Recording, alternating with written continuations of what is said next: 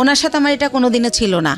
কিন্তু কি হতো, উনি আসলে ঘুমাতো আলাদা রুমে, কিন্তু হয়তো বা সকাল আজানের পরে বা আজানের আগে কোনো একটা টাইমে আমি ফিল করতাম যে উনি আমার বেডে আসছে। মানে হঠাৎ করে আচমকা শারীরিক সম্পর্ক? হ্যাঁ, হঠাৎ করে আসতো। আমার নাম শিমু। শিমু, বয়স কত আপনার? আমার বয়স 35 বছর বয়স। আপনি আমার এই অনুষ্ঠান অনেক দিন যাবৎ শুনছেন, প্রায় 5-6 বছর যাবৎ শুনছেন নিয়মিত। যখন একেবারে প্রথম দিকে শুনতেন তখন কি ভাবতেন যে এই অনুষ্ঠানে একদিন আপনি অতিথি হবেন? না, এটা ভাবতাম না, শুনতে ভালো লাগতো তাই শুনতাম। রাইট। এবং মজার কিছু ঘটনা আছে ওনার অনুষ্ঠান শোনার, যেটা আমি অনুষ্ঠানটা শুরুর আগে ওনার কাছ থেকে শুনছিলাম। যাই হোক, সেটা আমি আপনাদের সঙ্গে শেয়ার না করে ওনাকে বরং ফ্লোর দিতে চাই। আমি আপনাকে বলবো যে একেবারে আরামসে গল্প করবেন আপনি, একেবারে নিজের বাড়িতে যেভাবে মানুষ গল্প করে, নিজের জীবনের ঘটনাগুলো বলে, দিল খুলে মন খুলে কথাগুলো বলবেন, ঠিক আছে? জি, শুরু করুন আপনি, ছোটবেলা থেকে যেখান থেকে মনে পড়ে। আমার ফ্যামিলিতে হচ্ছে আমরা 4 ভাই 4 বোন। আমার আব্বু হচ্ছে বিজনেস করতো। জন্ম জেলা কোথায় আপনার? আমার জন্ম জেলা পিরোজপুর জেলা, মঠবাড়িয়া থানা। আচ্ছা আচ্ছা, ওকে। বাবা বিজনেস করতো ছোটবেলাতে, দেখেছেন আপনি। কয় ভাই বোন আপনারা? আমরা 8 ভাই বোন। আপনার পজিশন? আমার বড় হচ্ছে 2 ভাই 1 বোন। বড় 2 ভাই 1 বোন, আপনি 4 নাম্বার? জি, আমি 4 নাম্বার। আচ্ছা, বলেন। তো ছোটবেলা যেটা দেখতাম যে আব্বু বিজনেসের কারণে খুব একটা বাড়িতে থাকতো না, দেশের বাইরে বাইরে, মানে বাংলাদেশের মধ্যেই জেলায় জেলায় বলতে গেলে, বিশেষ করে একটুখানি ওনার বিজনেসটা বলি। ওই যে কাঠের বিজনেস ছিল, বড় বড় গাছ কেটে মানুষ দিয়ে কাটে আর কি, ওইগুলা টলার ভরে 4-5টা টলার 300 মণি 400 মণি ওইটা ঢাকায় নিয়ে আসা হতো। আচ্ছা, ঢাকায় আসা কাঠপট্টিতে ওটা দিত। আবার যাওয়ার সময় দেখা যেত মুন্সিগঞ্জ থেকে মিষ্টি কুমড়ার সময় মিষ্টি কুমড়া, গোল আলুর সময় গোল আলু, এগুলো আবার নিয়ে যেত আমাদের এলাকায় মঠবাড়িয়াতে। এইটাই ওনার বিজনেস ছিল। তো খুব বেশি বাবাকে কাছে পেতাম না, তো যতটুকু পেতাম বাবা খুব ভালোবাসতো আমাকে। কিন্তু আমি জানি না কেন আমার মাঝে মাঝে মনে হতো যে আমি মনে হয় আমার আম্মুর মেয়ে না। আমার আম্মু আমি স্কুলে যাই সেটা চাইতো না। আমি সকালবেলা মাদ্রাসায় যেতাম পড়তে, আমার খুব ভালো লাগতো। আমার আম্মু সেটাও পছন্দ করতো না।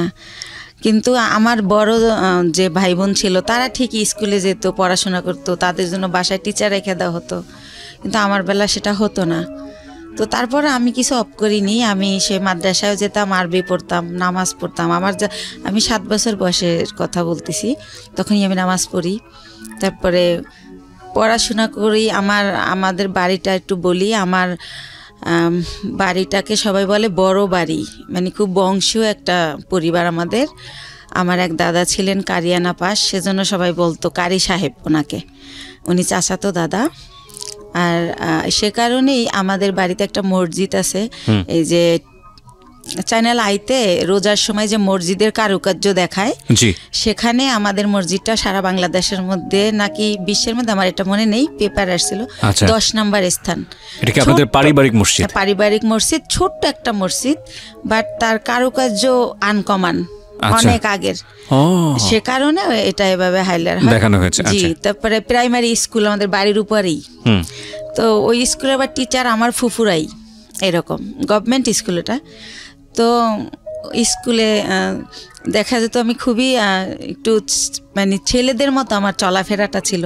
যেমন অনেক টিফিনের সময় সবাই খাবার খেত, আমি কোন গাছে আমলকি হয়েছে, কোন গাছে এটা সেটা ফল পেরে আনতাম। তো এই জন্য স্যারদের খুব বকাও খাইতাম সবসময়। তো যাই হোক, এভাবে কাটে। তো ওই যে বললাম বাবাকে খুব কম পাই। তো একটা কথা মনে পড়ে বাবার, যে সে যখন যাইতো বাড়িতে ঢাকার থেকে, তো ওই কাপড়ের খুঁতি বলতো তখন, টাকা নেওয়ার জন্য আর কি, ওইটা ভরে টাকা নিয়ে যেত। আচ্ছা, তো ওই টাকা আমাদের খাটের উপর ঢালতো, সবাই মিলে গুছাইতো আর কি, সাইজ করতো যে এটা এত নোট, এগুলো দেখতাম। তখন মনে হতো যে আমরা তো অনেক বড় লোক, আমার বাবার এত টাকা, কত টাকা হবে এটা তো বুঝতাম না, ছোট মানুষ আমি। আচ্ছা, তো এরকম। আর আমার বাবা বংশের বড় ছেলে, সেই সুবাদে তারে সবাই বড় মিয়া বলে ডাকে। আচ্ছা, তো সেই সুবাদে আমরাও খুবই সম্মান পাই, বাইরে বের হলে সবাই খুব স্নেহ করে যে বড় মেয়ের মেয়েটা। তো এরকম। তো এর মধ্যে মধ্যে আমি যখন ক্লাস 5-এ, তখন আমার বরাপুর বিয়ে হয়ে যায়। তারপরে হচ্ছে আমি যখন ক্লাস 7-এ পড়ি, তখন একদিন আমি স্কুল থেকে এসে দেখি যে বাসায় কয়েকজন লোক লোক ড্রয়িং রুমে বসা, টুপি টুপি পরা। তখন আমার বড় বোন আমার কাছে একটা পেপারস নিয়ে যায় যে এখানে একটা সই দে। তো আমি বলি রে কিসের সই, ওনারা কারা? তো বলে সই দিতে বলছি, সই দে, তোরা তো কিছু জানি না, লাভ আছে। আমাকে তাদের সামনেও নেয়নি, ঘরেই আমার বোন কাগজটা নিয়ে যায়। তখন আমি সই দিই। কিছুদিন পরে আমি শুনি যে আমার বিয়ে হয়ে গেছে। বিয়ে কি বা পুরো মানে ওই ছেলেটাও এখানে আসে নাই। তো কার সাথে বিয়ে হয়েছে কি আমি কিছুই জানতাম না। যেটা হয় এলাকায় এটা ছড়াই যায় যে আমার বিয়ে হয়েছে। স্কুলে গেলে সবাই বলে এই তোর নাকি বিয়ে হয়ে গেছে। তো বিয়ে কি এটাই তো আমি জানি না। তো আমি বলি যে কি বিয়ে হয়ে গেছে, কার সাথে বিয়ে হয়েছে, বিয়ে কেমনে হয়? বরাপুরে তো দেখছি দুলাভাইয়ের সাথে বিয়ে হয়েছে, তো আমি তো এরকম দেখি নাই কিছু। তো এভাবে বলি। তো একটা সময় আমি আমার আম্মুকে অনেক একটু রাগ করেই বলি যে আমার নাকি বিয়ে দিয়ে দিছো, সবাই বলে, এখন আমি আর স্কুলে যেতে পারি না, আমার লজ্জা করে, জিজ্ঞেস করে তোর জামাই কেমন এই সেই।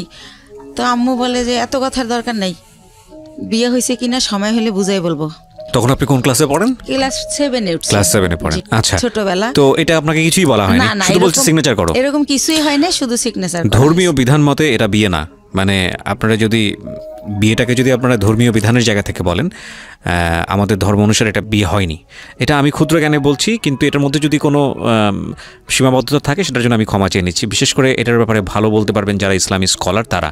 আর রিলিজিয়নের জায়গার বাইরে এসে যদি আমরা লিগ্যাল জায়গা থেকে বলি তাহলে এটা একটা মারাত্মক রকমের অন্যায়, এবং লিগ্যাল জায়গা থেকে তো এটা বিয়ে হওয়ার প্রশ্নই ওঠে না।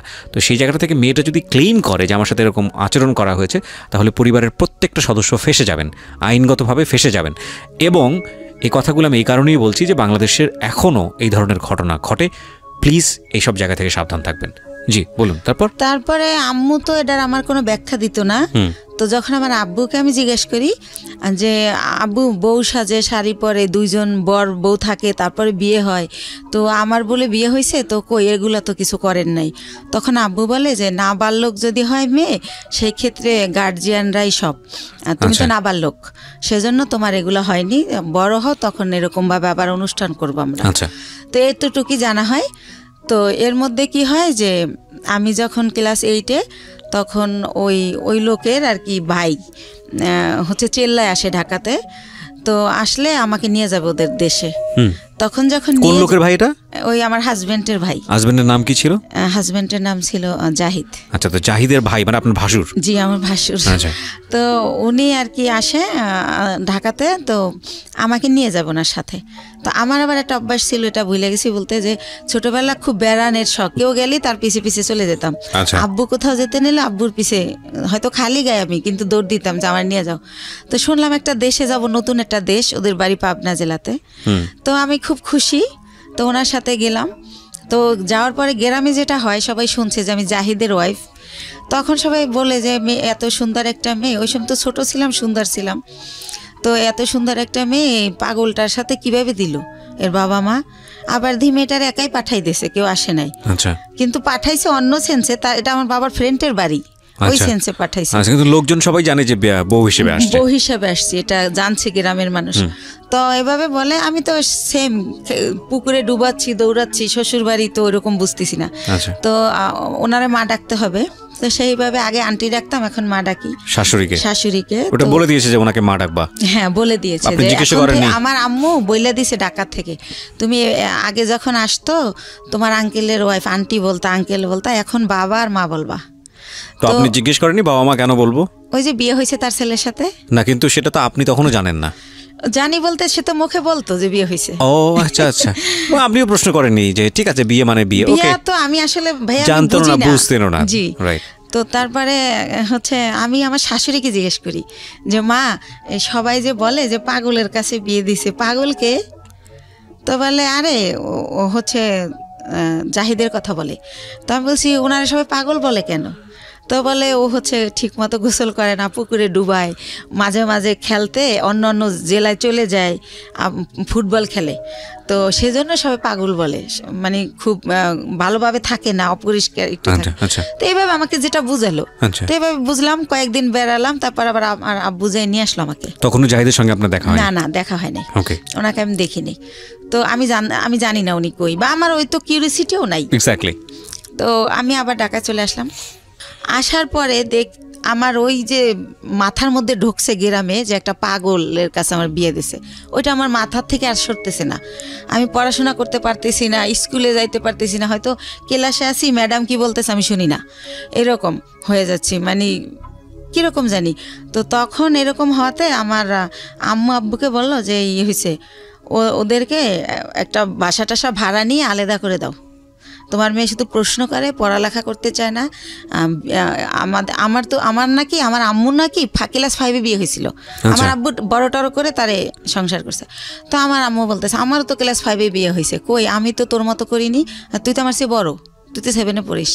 তো এরকম আমার ব্যাপারগুলো কেমন জানি লাগে, আমি কি করব বুঝতে পারি না, কার সাথে শেয়ার করব তাও বুঝতে পারি না। তো একটা সময় কি করে আমার আম্মু যে হাজব্যান্ড বুঝানোর জন্য নাকি আমি জানি না, আমার একটা বাসা ভাড়া করে দেয়।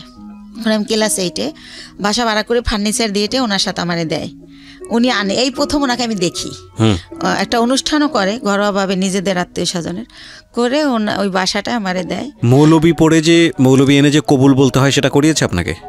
না। Very interesting. ওকে। তো তারপরে যেটা হলো, ওই দিন যেদিন অনুষ্ঠান করলো সেদিনও মিলাদের মতো করে করলো, হুজুর টুজুর ছিল ওনারা। তো যাই হোক, আর উনি পাগলটা ছিল কি পরে যেটা জানি গল্পে চলে আসবে, উনি সবসময় এরকম না, 24 আওয়ার্স এরকম তা না। তো উনি সকালে, আমি তো আম্মু বলছে সকালে রান্না করতে, তো রান্না করতে পারি না, তাও ডাল চাল মিলে একটু খিচুড়ির মতো করলাম। তো উনি খেয়ে অফিসে চলে গেল ওই গার্মেন্টসে। তারপরে এভাবেই করে, সে বাসায় আসে, খাওয়া দাওয়া করে, আমার সাথে তেমন কোনো কথা বলে না। এরকম পরের রাতে আবার দেখলাম কি, আমার একটা ছবির অ্যালবাম ছিল ফ্রেন্ডদের সাথে, কাজিনদের সাথে, ওইটা উনি টেনে টেনে ছেড়ে, তো ওই কাগজ ছেড়লে একটা আওয়াজ হয়, তো আমি ঘুমাইয়ে পড়ি কিন্তু ওই আওয়াজে জেগে যাই। তখন আমি বলি যে আপনি এগুলো ছেড়েন কেন, কি হয়েছে আপনার? এটা বলতেই সে আমাকে একটা চর মারে যে তুমি ছেলেদের সাথে ছবি তুলছো কেন? ছেলে মানে আমার কাজিনরা। আচ্ছা আচ্ছা। তখন আমি বলি তো কি হয়েছে, ও তো আমার খালাতো ভাই, আর আমরা তো একই বয়সের, একসাথে পড়াশোনা করছি, আমাদের বাসা থেকে পড়াশোনা করছে, তাই আপনি এমন করেন কেন, আপনি কি পাগল? আমি রাগ করে বলে ফেলি। তখন আমি ঠিক করি যে এর সাথে তো থাকা যাবে না, এভাবে কিভাবে থাকবো। তো ওই দিন রাত এভাবে কাটে, আমি সকালবেলা বাড়ি চলে যাই, গিয়ে আমার আম্মুকে বললে আমার আম্মু বলে তুমি বেশি চালাক, তোমাকে কে দেছে এই বুদ্ধি, কিসের পাগল, পাগল হলেও চাকরি করে কেমনে? হ্যাঁ, তো আমার সাথে সেই টর্চার শুরু হয়ে যায়, এরকম করে কি করব। তো আমি বলি যাই হোক আমি আর ওই বাড়িতে যাবো না, তো এইভাবে থাকি। তারপরে আমি ঠিক করি যে আমার কিছু একটা করতে হবে, আমি এই বাসায় থাকবো না, ওই বাসায় থাকবো না। তো আমাদের একটা পারিবারিক ডক্টর থাকে, পিজির অধ্যাপক, ওনার একটা ক্লিনিক দেয় মিরপুরে। তো আমি ওনার সাথে একদিন দেখা করে বলি আঙ্কেল আপনার এখানে আমার একটা কাজ দিবেন? তো বলে কি কাজ করবো তুমি, ছোট মানুষ? তো আমি বলি ওই যে প্রেশার মাপে কত কিছু করে, ইঞ্জেকশন দেয়, ওইটা মানে শিখাবেন, আমি ওগুলো পারবো। তা আমি এইতে তো অনেকটা তো আর ছোটো না। তো স্যার বলে, ওই আঙ্কেল বলে ঠিক আছে, এখানে চাকরি করলে আমাকে স্যার বলতে হবে, স্যার বলতে পারবা? হাসে আর বলে। আমি বলছি হ্যাঁ পারবো। তো ওইখানে কিছুদিন আমি শেখার পর আমি ওগুলো শিখে যাই, শেখার পরে আমার কিছু স্যালারি দেওয়া হয়, আর বেশি হচ্ছে আমার ভালো লাগে যে আমি ওইখানে টাইমটা পাস করতে পারি। আচ্ছা।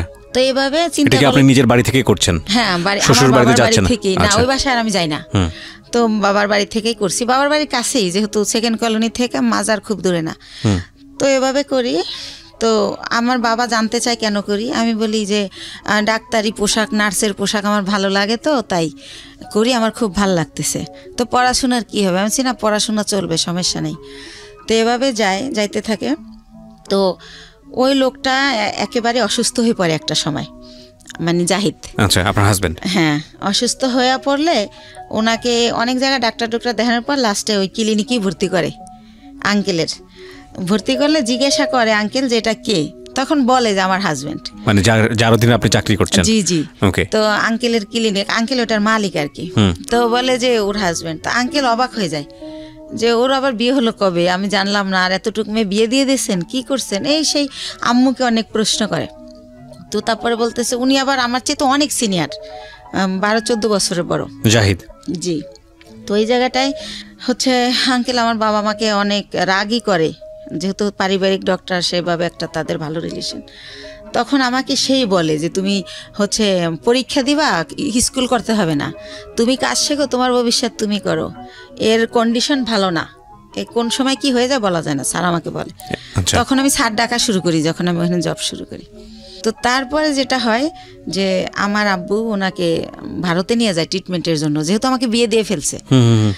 আর আমাদের ফ্যামিলিতে 2 বিয়েটা অ্যালাউ করা হয় না, বা ডিভোর্স এটা অ্যালাউ করতে পারে না। ওই যে বললাম আমার দাদা কারিয়ানা পাস। তো ওইখানে গেলে ওনার ধরা পড়ে যে ওনার বুকের একটা হাড় ভাঙা, ওনার এই মাথার কিছু রক, ছোট ছোট রক ড্যামেজ। তো এইভাবে অনেক কিছুই ধরা পড়ে যায় বাবার কাছে। তো বাবা আয়সা যখন আমার শ্বশুরের মধ্যে মারা যায়, তো শাশুড়িকে প্রশ্ন করে যে আপনার ছেলে এত দিক দিয়ে ড্যামেজ, তারপর আমার মেয়েটাকে কেন নিলেন? আমার এত সুন্দর মেয়েটা হরিণের মতো দৌড়াতো, সেই মেয়েটাকে এরকম করলেন, এখন কি করব আমি? আর ওখানে ডক্টর বলেই দিয়েছে যে এ সম্পূর্ণ সুস্থ হবে না, কিছুদিন ভালো থাকবে, আবার এটা হবেই, এটা সম্পূর্ণ সুস্থ হওয়ার মতো না। আচ্ছা। তো এভাবে নিয়ে আসে। তো এগুলো যখন আম্মুকে আমার আব্বু বলে চাকরি নেই, তো ইতিমধ্যে আমি ক্লাস 9-এ উঠি। তো আমি চাকরি নেই কোয়ালিটি হিসাবে। তো আল্লাহ রহমতে আমার হয়তো আউট নলেজ একটু ভালো। আমি অনেক 3 মাসের মধ্যে আমি যখন ঢুকি আমার 8,000 টাকা স্যালারি ধরে।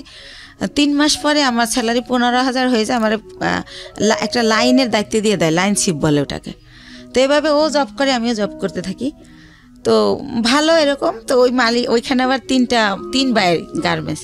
তো 3 ছাড়ই হচ্ছে আমারে এত ভালো জানে যে এক স্যার যখন আসবে না, অন্য স্যার কী করে আমি জানি বলি, এভাবে আমাকে করে আর কি, যে তুমি আমাদেরকে বলবা।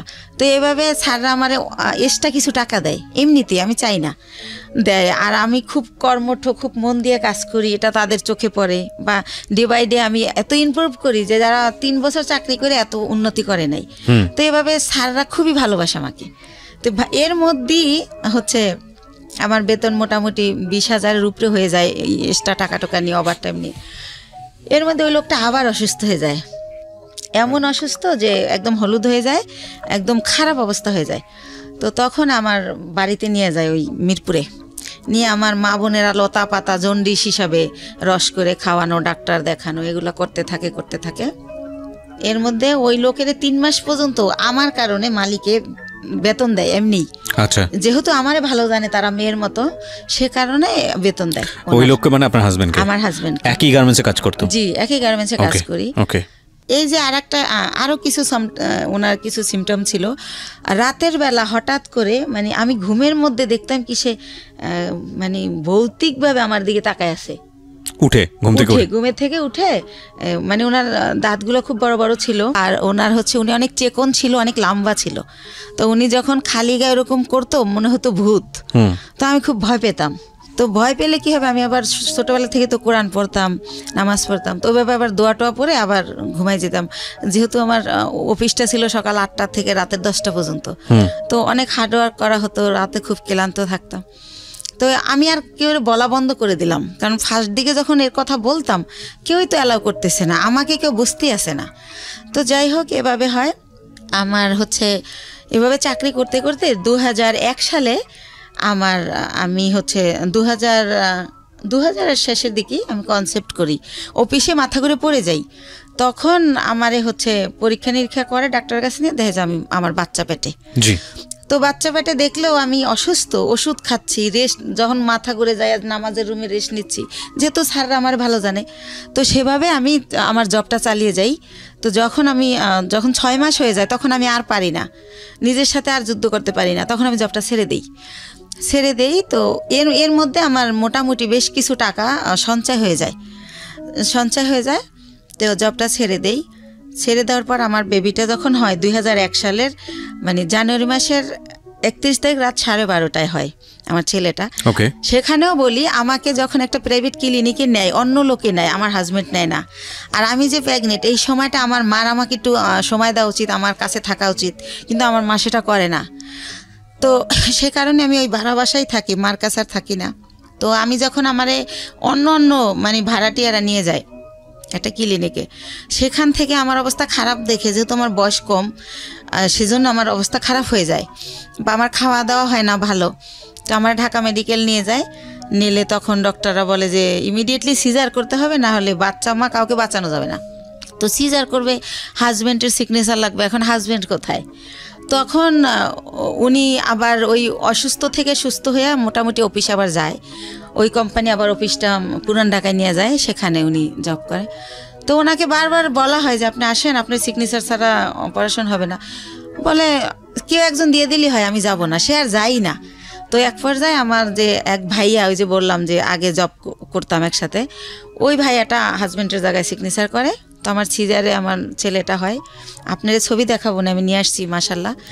তো আমার ছেলেটা ডক্টর হচ্ছে এভাবে পা ধরে ঝুলায় বেডে গিয়া, যখন আমার বেডে দেওয়া হয়, আমার যখন সেন্স ফেরে, তখন বলে যে আপনার ছেলেটা অনেক মেধাবী হবে, আমি এত বছর এই জবে আছি, এরকম খুবই কিউট, খুবই স্বাস্থ্যসম্মত হয় বেবিটা, তো ওরে ডাক্তারি পড়াবেন, আমার রিকোয়েস্ট রইল, এভাবে বলে কথা বলতে বলতে। তো হসপিটালে আমি 10 দিন থাকি, ওখানে রাখা হয় 7 দিন, কিন্তু যেহেতু আমি ছোট, তার মধ্যে সিজার হয়, এজন্য 10 দিন রাখে। তো এর মধ্যে কি হয়, আমার মা যেদিন আমার সিজার হয় তার পরের দিন আমার মার বাসার একটা কাজের মেয়েকে পাঠিয়ে দেয়, কিন্তু আমার মা যায় না। তো কাজের মেয়েকে জিজ্ঞেস করি, লাখি আম্মু আসলো না? বলে যে তার শরীর ভালো না, জ্বর। তো লাখি আমার সাথে থাকে হসপিটালে। আর একটা বুয়া, বাচ্চার বয়স কত? না, আমার বাচ্চা তো মাত্র হলো, আমি হসপিটালে। ওকে, ঠিক আছে। তো আমার হসপিটালে তো একটা, আমি তো সিজারের, আমি তো বাচ্চার কিছু করতে পারবো না, সেজন্য এই খবর পেয়ে আমার মা লাখিকে পাঠায়, কিন্তু মা যায় না। তো 10 দিন পর আমার এই লাখি সহই আমার বাড়িতে নিয়ে যায়, আমার বাসায় নিয়ে যায়। তারপর আমার মা দেখতে আসে আমাকে। তখন আমি অনেক কান্না করে জিজ্ঞেস করি যে মা, তুমি কি সত্যি আমার মা? আমি হসপিটালে রইলাম, এত কষ্ট করলাম, তুমি আমার দেখতে আসলা না, এখন আসছো কেন? কয় আয়শা কি অন্যায় করে ফেলছি, একটু পরেই চলে যাব, আসছি তোমার বাচ্চার চুল কামাইতে হবে তাই। তো আমি তো বুঝি না চুল কামাইতে হয় বা কিছু একটা। তো উনি আমার বাচ্চার চুল কামায়, ওই দিন থাকে, তারপরের দিন আবার চলে যায়। তো এর মধ্যে আমার ওই যে ভাইয়াটা যে সিগনেচার দিছিল, সেই ভাইয়াটা আমার বেবিটাকে দেখতে আসে। আসার পরে আমি ওনার সাথে শেয়ার করি যে ভাইয়া, আমি তো এখন জব করতে পারবো না, জব করলে আমার বাচ্চা কার কাছে রাখবো?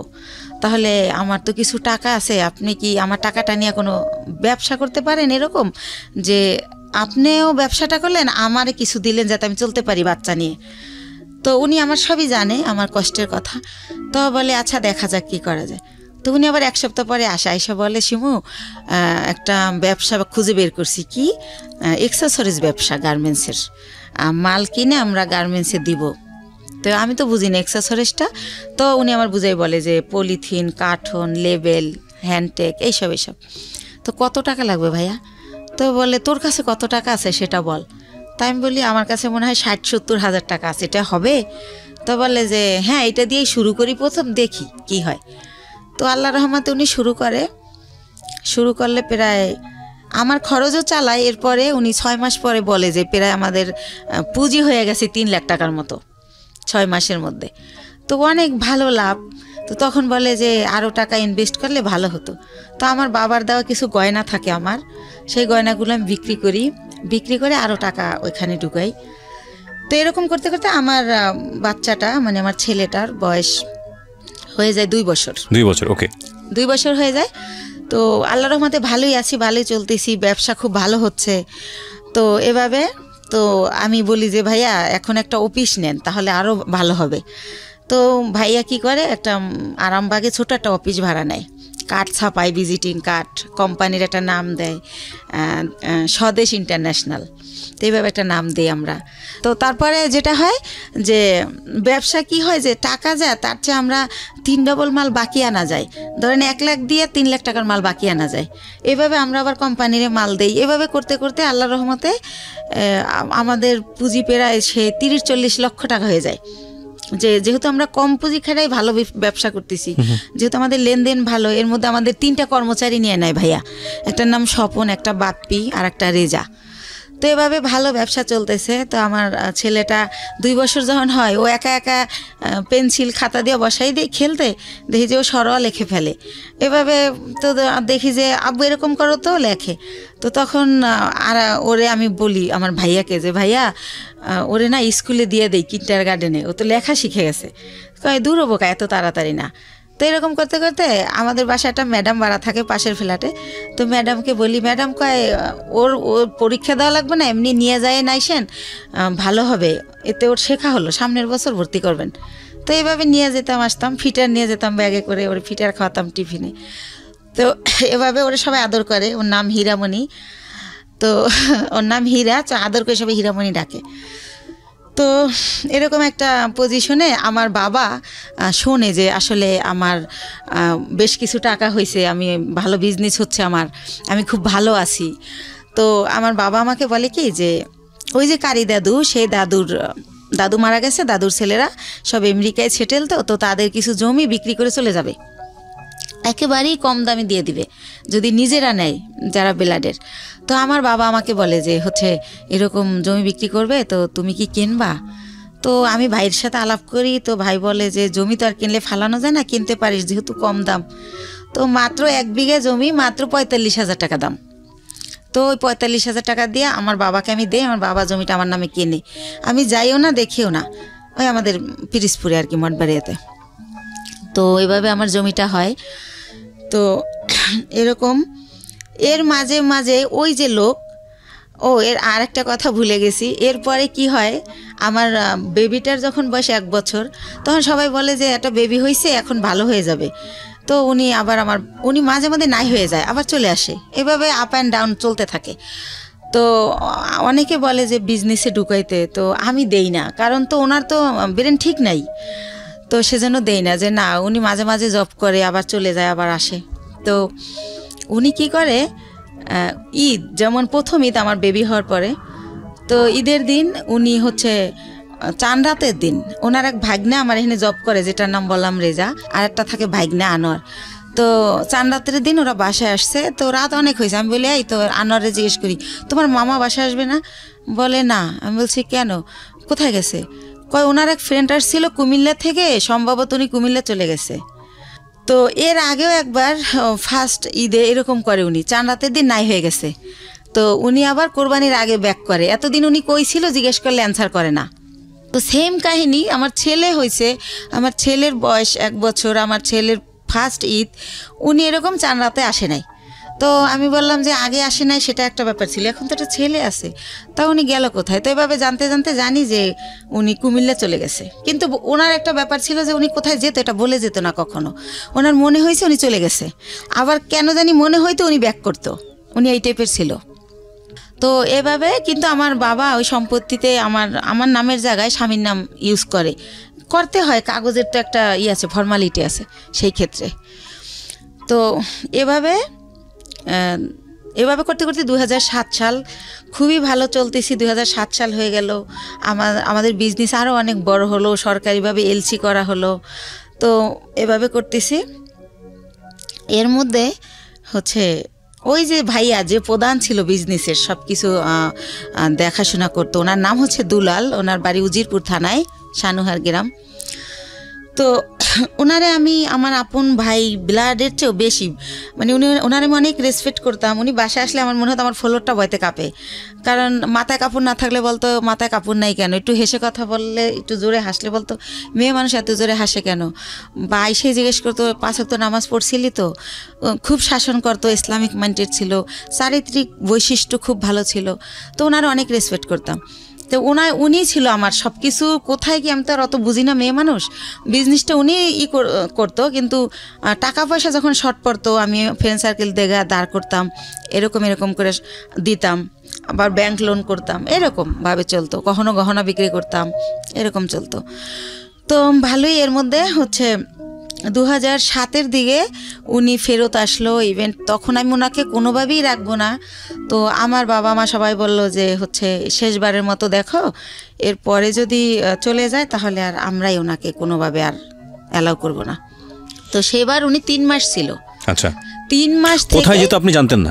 না, একদমই জানতেন না। ওনার বাবা মাও জানতো না, উনি যখন বিয়ের আগে ভাবে নাই হইতো, আচ্ছা, জানতো না উনি কোথায় যায়। তো যখন হচ্ছে 3 মাস ছিল, এবার 3 মাস থাকার পরে উনি আবার নাই হয়ে চলে যায়। তো তারপরে হচ্ছে কি, উনি যখন চলে যায় এই 3 মাস থেকে, এই লাস্ট, ওনার পাটার আসবে না, এরপর আমি অন্য ইয়েতে যাব। তো তো উনি যখন চলে যায় তখন আমার আবার বেবি পেটে চলে আসে, সেকেন্ড বেবি। কিন্তু একটা কথা ভাইয়া বলে রাখি, মানে হাজব্যান্ড ওয়াইফ এক জায়গায় যাওয়া, হাজব্যান্ড ওয়াইফ কথা বলা, একসাথে খাওয়া, ওনার সাথে আমার এটা কোনোদিনও ছিল না। কিন্তু কি হতো, উনি আসলে ঘুমাতো আলাদা রুমে, কিন্তু হয়তো বা সকাল আজানের পরে বা আজানের আগে কোনো একটা টাইমে আমি ফিল করতাম যে উনি আমার বেডে আসছে। মানে হঠাৎ করে আচমকা শারীরিক সম্পর্ক? হ্যাঁ, হঠাৎ করে আসতো, উনি আমার সাথে ঘুমাতো না, আসতো, আমি টের পাইতাম। অনেক সময় আমি এমনও হয়েছে যে ওনাকে আমি মেরেছি। হঠাৎ করে তুমি কেন আসলে? আমি ঘুমাইছি, বাচ্চাকে ঘুম পাড়িয়ে, বা আমার শরীর খারাপ, হঠাৎ করে ঘুমের মধ্যে, তো আমার খারাপ লাগতো, আমি ধাক্কা টাক্কা দিতাম এভাবে। তো এভাবে উনি ওনার সাথে আমার রিলেশনটা শারীরিক যেটা বলেন এতটুকুই ছিল, এর বাইরে কিছু ছিল না। ভালো মন্দ কোনো কথা বলা ছিল না, কোনো দিনও ছিল না এটা। জি, সেকেন্ড বেবি আসলো। হ্যাঁ, সেকেন্ড বেবি আসলো। তো এখন আমি তো সেকেন্ড বেবি নেব না, কারণ আমি ফার্স্ট বেবির কারণেই আমি আমার জবটা ছেড়ে দিয়েছি, বিজনেসটাও মানুষ করতেছে। সেই ফার্স্ট বেবিরে আমি স্কুলে নিয়ে যাচ্ছি, আনতেছি, ওরে গান আবৃত্তি অভিনয় শেখাচ্ছি, বিভিন্ন সাবজেক্টে দিচ্ছি যে ও ভালো কিছু করবে। ও ছোটোবেলা দিয়ে একা একা আসিফের গান করে 3 বছর বয়সে, তখন আর আমি 4 বছর বয়সে গানের স্কুলে দিয়ে দিই, গ্যান্ডারিয়া কিশালয় কচিকাচার মেলা, খুব ভালো একটা স্কুল ওটা, সাংস্কৃতিক। তো যাই হোক, ওরে নিয়ে আমি খুব বিজি, আমি তো বেবি নেব না। তো এখন বেবি মানে নষ্ট করার জন্য অনেক জায়গায় যাই, কেউ নষ্ট করতে পারে না, নষ্ট করে না। যে আপনার সিজারের বেবি এমআর করলে আপনার ইনফেকশন হতে পারে, বিভিন্ন রকম ভয় দেখায়। তো তারপরে আমি হোমিও কিছু ওষুধ খাই, কেউ বলে কাঁচা আনারস খেলে নষ্ট হবে। তো যাই হোক, কোনোভাবে আমার বেবিটা নষ্ট হয় না, থেকেই যায়। থেকে যাওয়ার পরে ঠিক আছে, সেকেন্ড বেবি পেটে। তো এভাবে সেকেন্ড বেবিটা হয় 8 দিনে। ওই টাইমটাতে আমি অনেক অসুস্থ থাকি, এতটা অসুস্থ, 8 দিনে আমার 2 মাস থাকতে হয় হসপিটালে। তো ওই টাইমটাতে 2 মাস আমি যখন থাকি, ওই যে আমার ভাইয়া, সে আমার ব্যবসার টাকা দিয়ে তার ভাইকে বিয়ে করায়, তার বোনকে বিয়ে দেয়। এরকম করতে করতে আমি, আমার কর্মচারী যারা, তারা আমাকে জানায় যে ম্যাডাম, আপনার কিন্তু ঘরের ইন্দুরে বান কাটতেছে, আপনার কিন্তু শেষ হয়ে যাচ্ছে সব, টেরও পান না আপনি। তো আমি বুঝি না, ইনডাইরেক্টলি বলা এত কথা আমি বুঝি না। এই ভাইটা কে ছিল আপনার? ওই যে আমার যে বিজনেস করতো, টাকাগুলো আমি দিতাম, বাট সে বিজনেসটা আপন ভাই তো না? না। তাহলে উনি আমাকে বোন ডাকছিল, আর আমার বড় ভাইয়ের নামে ওনার নাম। ওকে, সেই সুবাদে ওনার আমি ভাই বলি। ঠিক আছে। তো এইভাবে, তো আমি এগুলো শুনলে ওনার আমি এত বিলিভ করি যে এত বছর সে আমার বিজনেসটা, সে 60,000 টাকা পুঁজি থেকে আল্লাহ রহমতে এখন 40-50 লক্ষ টাকার বিজনেস, সে যদি আমার ভালোই না বাসতো, এটা তো হতো না। আর আমার ছেলেটাকে প্রচণ্ড রকম ভালোবাসে, মানে সে ডিউটিতে থাকলেও বারবার ফোন দিয়ে জিজ্ঞেস করে। এর মাঝে যখন ফোন বের হয়, সে আমার ফোন কিনে দেয় আমার ছেলের খবর নেওয়ার জন্য, আমি ফোন ইউজ করি, এরকম অনেক কিছু হয়ে যায়। তো যাই হোক, একটা সময় কি হয় যে 2011 সালের দিকে সে আমার শুধু বলতে থাকে আমার বিজনেসে লস, সিগনেট তোমার টাকা মেরে দিছে, অমুক জায়গায় এত লাখ টাকা, অমুক জায়গায় 7 লাখ 3 লাখ, এগুলো বলে। আমি যে ফ্ল্যাট ভাড়া দিব, সে আমার ভাড়াও ঠিক মতো দিতে পারতেছে না। তারপর আমার যত টাকা থাকে ওটা দিয়ে উনি ফ্ল্যাট কিনে ফেলার কারণে আমার ব্যবসার পুঁজি শেষ হয়ে যায়, কিন্তু উনি আমার সেটা বলে না। তো এর মধ্যে বাপ্পি যখন বলে, ওনার আমি যখন জিজ্ঞেস করি যে ভাই, ওনার আমি ভাই বলেই ডাকতাম, আর উনি আমার ভাইকেই কথা বলতো।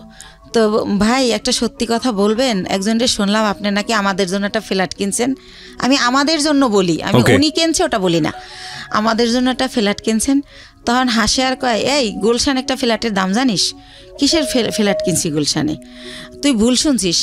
তো এর মধ্যে আবার সে আমার একটা সান্ত্বনা দিল যে রিভার ভিউতে 6 শতক জমি কিনছি তোর আর আমার নামে। হয়তো ওইটা কেউ শুনছে, বাপ্পিরে বলছিলাম, মনে হয় বাপ্পি তোরে ওইটা উল্টাভাবে বলছে। তো আমি ভাইয়ের কথাই বিশ্বাস করলাম, বাপ্পির কথা আর বিশ্বাস করলাম না। বাপ্পি আমাদের শুরু থেকেই কর্মচারী।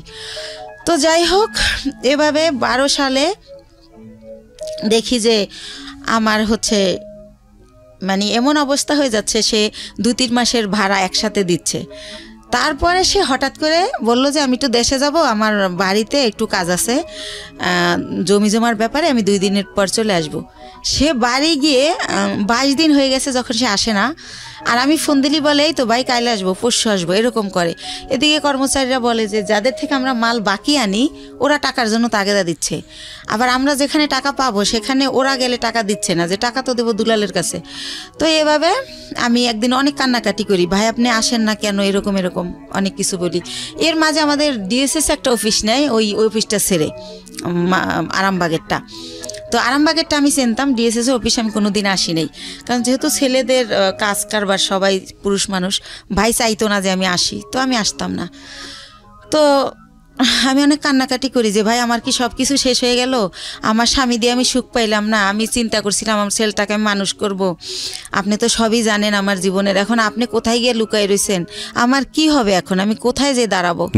তো এভাবে অনেক কান্নাকাটি করার পরে বলে কি যে আচ্ছা ঠিক আছে আমি 2 দিন পর আসতেছি। এরকম করতে করতে সে 1 মাস থাকে। 1 মাস থাকার পর আমি জানতে পারি যে সে বিয়ে করছে দেশে, সেজন্য সে আসে না। তো সে 1 মাস পরে সে বউ নিয়ে এসে ওই গুলশান ফ্ল্যাট কমপ্লিট হয় নাই দেখে সে লেট করতেছিল বাড়িতে।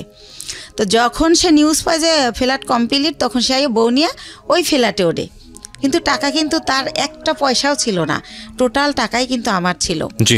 সে ওঠার পরে আমি ওইটাও বাপ্পির কাছে জানি। আমি যখন জিজ্ঞেস করি ভাই আপনি কোথায় উঠছেন, সে আইসা বলে যে আমি তো এরকম আমারে বলে যে আমি তো বিয়ে করছি, বউ নিয়ে কি তোর বাসায় উঠবো না চম্পার বাসায় উঠবো, তার বোনের নাম বলে। এই চম্পাকেও সে বিয়ে দেয় আমার অর্থ দিয়েই, এটা আমি পারমিশনই দিছিলাম, কিন্তু সে যত টাকা খরচ করছে অত টাকা খরচ করতে আমি বলছিলাম না। তো যাই হোক আমি বলি যে না আমাদের বাসা আপনার বউ নিয়ে উঠবেন কেন, এটা কেমন দেখা যাবে, আপনি চম্পার বাসায় ওঠেন। কারণ তার প্রতি তো এর মধ্যে আমি বিরক্তি, সে আমার সাথে যা করতেছে ঠিক করতেছে না। তো পরে আমি জানতে পারি যে সে আসলে নিজের ফ্ল্যাটই ওঠে। তো ওঠার পরে আমি তখন তারে বলতে থাকি যে ভাই আমি আপনি যে 1 মাস ছিলেন না, আমি অনেক টাকা লোন করছি, এটা দিতে হবে, আপনি আমার তাড়াতাড়ি টাকা দেন। আমি টাকার জন্য তার খালি প্রেশার ক্রিয়েট করতে থাকি যে আমার কত টাকা আছে, আমার হিসাবটা দেন। তো আরেকটা কথা বলে রাখি, সে আমার একটাবার বলে কি ডিএসএস অফিস নেওয়ার আগে যে 20 লক্ষ টাকা না দেখাইলে গভর্নমেন্ট আমাদের এলসি করতে দিবে না। তো সেই ক্ষেত্রে আমাদের তো এখন 20 লক্ষ টাকা নাই ব্যাংকে, মনে হয় 10 লাখ টাকার মতো আছে। তো ব্যাংকে এসেতে চম্পার একটা অ্যাকাউন্ট আছে, ওর 10 লাখ টাকা আছে। তো আমাদের টাকাটা ওর অ্যাকাউন্টে ওরে দিয়ে জমা দেওয়াই, তাহলে 20 লাখ টাকা দেখাইলে আমাদের এলসি দিবে, তাহলে আমাদের ব্যবসাটা অনেক বড় হবে, আমাদের খুব রিসেন্টলি তোদের আমি ঢাকায় ফ্ল্যাট কিনে দেবো, এইভাবে বলে। তো বলার পরে আমি আমার নামে থাকে ওই যে 10 লাখ টাকা থাকে ওটা আমার নামে থাকে। তো ওইটা আমি উঠাই দিলে ওইটা উনি চম্পার অ্যাকাউন্টে দেয়, উনিও হয়তো শুনবে এটা। তো দেওয়ার পরে দেখেন আমার টাকাটা চম্পার হয়ে গেল। তো সেভাবে এক এক করে আমার সব কিছু এরা দখল করে নিছে। তো এর মধ্যে আমার ছেলেটা তো মাশাল্লাহ বড় হয়। তো এর আগে আরেকটা কথা ফেলাই যায়, 2009 সালে আমার ছেলে একটা মুক্তিযুদ্ধের গানের উপর নাচ করে বৈশাখী টিভিতে, ওইটা দেখার পরে ওরে অনেক চ্যানেল থেকে ডাকে। তো তারপরে আমি ওরা অনেক কিছুতে ভর্তি করি। তারপরে হচ্ছে ও 2009-এর শেষের দিকে বাংলাদেশ টেলিভিশনে একের পর এক প্রোগ্রাম করে। তো এই যে আমার টানাপোড়ের কারণে, আমি ছেলেকে নিয়ে দৌড়ানোর কারণে, আর আমার তো বিশ্বাস ছিল যে ভাই আমার সাথে বিশ্বাসঘাতকতা করবে না। তো এইভাবে আমার ছেলের এই যে গান অভিনয় করে, নাটক এটা বন্ধ করে দিই। ঠিক আছে, বড় ছেলে না দুই ছেলে? বড় ছেলেটা, ছোটটা না, ছোটটা ঘরেই থাকে, ওরে কোথাও নেই না। ও হয় ছোট, ওর ওই হিস্ট্রি বলবো না, চোখ ফোটে না, 7 মাসের সময় বের করে ফেলতে হয় আমার অসুস্থতার কারণে। আপনার লাইফের অনেক বড় পার্ট, এবং এই অপ্রাপ্ত বয়স্কে যে বাচ্চাটা হলো, এই বাচ্চাটার জন্য তো ভবিষ্যৎ অন্ধকার হয়ে যাওয়ার মতো অবস্থা, এবং আপনার জন্য সেটা অনেক বড় রিস্কি ছিল বলেছেন আপনি। ইনফ্যাক্ট এতটুকু বলা ঠিক আছে। আচ্ছা ঠিক আছে। তো যাই হোক, আমি বলছিলাম না যে 2 মাস ছিলাম হসপিটালে, তো এই জন্য ছোট ছেলেটাকে কোথাও নেও না, কিছু শিখাইও না, বড় ছেলেটাই। তো এর মধ্যে হচ্ছে যেটা হয় যে আমি এখন 2 ছেলে নিয়ে কি করব। এর মধ্যে 8 সালের পরে আমার স্বামীর সাথে টোটালি আমার আর মানে কোনো খোঁজ কেউ দিতে চাইলে আমি নেই না, বা আমি এমন জায়গায় বাসা ভাড়া নেই যে সে জানি নাচে নেই, কারণ তার যে সিমটম এগুলো যেন আমার ছেলেরা না দেখে। আমার ছেলেরা জানি ভালোভাবে মানুষ হয়, আমি ওদেরকে মানুষ করব। তো এইভাবে যখন আমাকে নিঃস্ব করে দেওয়া হয়, দুলাল ভাই সব কিছুই সে আমাকে দেবে বললে নিখোঁজ হয়ে যায়। কিছুই দেয় না। আপনার বিজনেস সমস্তটুকু নিয়ে সে নিখোঁজ, একদম নিখোঁজ। সবকিছু যখন নেওয়া শেষ, যতদিন বাকি ছিল ততদিন আমাকে আশা দিত যে এই তো সামনের মাসে তোরে 7 লাখ টাকা দিতেছি, এভাবে আশা দিত, তা 3 লাখ টাকা দিতেছি। পরবর্তীতে আর আমার কিছুই দেয় না, সে নাই হয়ে যায়। তো তখন আমি মেন্টালি এতটা ডিজাস্টার্ড হয়ে যাই, আমি পাগল হয়ে যাই টোটালি। আমি রাস্তায় রাস্তায় শুধু শুধু হাঁটি।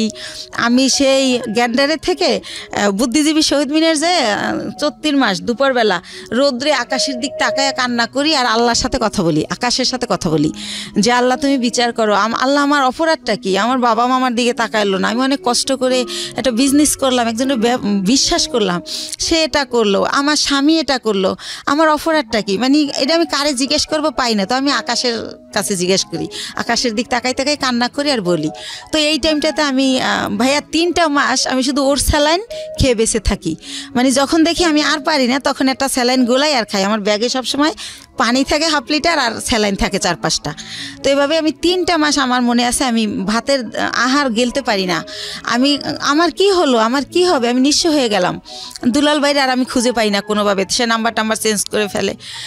তো যাই হোক, তার বাড়ির ঠিকানা জানতাম, কিন্তু বাড়ি যাই আমি কি করব, কাকে বলবো, এটা সে তো বাড়িতে যায় নাই। তো যাই হোক, এভাবে গেল এই পাঠ। তো তখন আমার তো এই বাচ্চা দুইটাকে কিছু করে খাওয়াতে হবে ভাইয়া। তো তখন আমি চিন্তা করলাম, আমি এর আগে ওই যে বড় জমিটা যে কিনলাম তার পরপরই আবার একটা ছোট জমি কিনি, 5 কাঠার জমি। এটাও আমার এক চাচার থেকে কেনা। তো আমি চিন্তা করলাম যে এই 5 কাঠা জমি বিক্রি করে আমি কিছু একটা করি। তো তখন ওই 5 কাঠা জমি আমি বিক্রি করব। এখন আমি যাকেই ঠিক করি, যেই আমাকে জমিটা কিনবে, যে জমিটা অ্যাডভান্স করতে যায়, তাকে আমার বোন থেরেট দেয়, বড় বোন, যে ওই জমি কিনলে তোর পা ভাঙা হাতও ভেঙে ফেলবো। লাস্ট পর্যন্ত আমার সৎ কাকা কিনবে, কালকে আমাকে 1 লাখ টাকা দিবে। আজ রাত 12টার সময় আমার কাকার নামে একটা মিথ্যা মামলা দিয়ে তাকে অ্যারেস্ট করানো হয়। তো এটা কেন করানো হয় আমি কোনোভাবে জানতে পারি না। তো একজনের কাছে জিজ্ঞেস করি, আমার বাবা মার কাছে জিজ্ঞেস করলে তারাও বলে না, তারা বলে আমরা জানি না। তো তখন শুনতে পারি যে জমি আমার বোন কিনবে, বাইরে বেচতে দেবে না সেজন্য। তো তখন আমি বাধ্য হয়ে আমার মাকে বলাই যে তাহলে বরাপারে বলো আমার জমিটা কিনতে। তো এর মধ্যে আমি শর্টকাট খুলে একটুখানি বলি, আমার বড় দুলাভাই বাংলাদেশের 20 জন ধনীর একজন, উনি বিশাল বড় লোক। তারপরে আমার ইমিডিয়েট যে ছোট, সে সৌদি আরবে বিজনেস করছে 25 বছরের মতো, সেও অনেক ভালো অবস্থায়। তো এরাও কিন্তু বড় লোক। তো আমার সেজো ভাইটাও মালয়েশিয়াতে ইঞ্জিনিয়ারিং পোস্টে গেছে, সেও অনেক টাকার মালিক, আল্লাহর রহমতে অনেক ভালো পজিশন তার।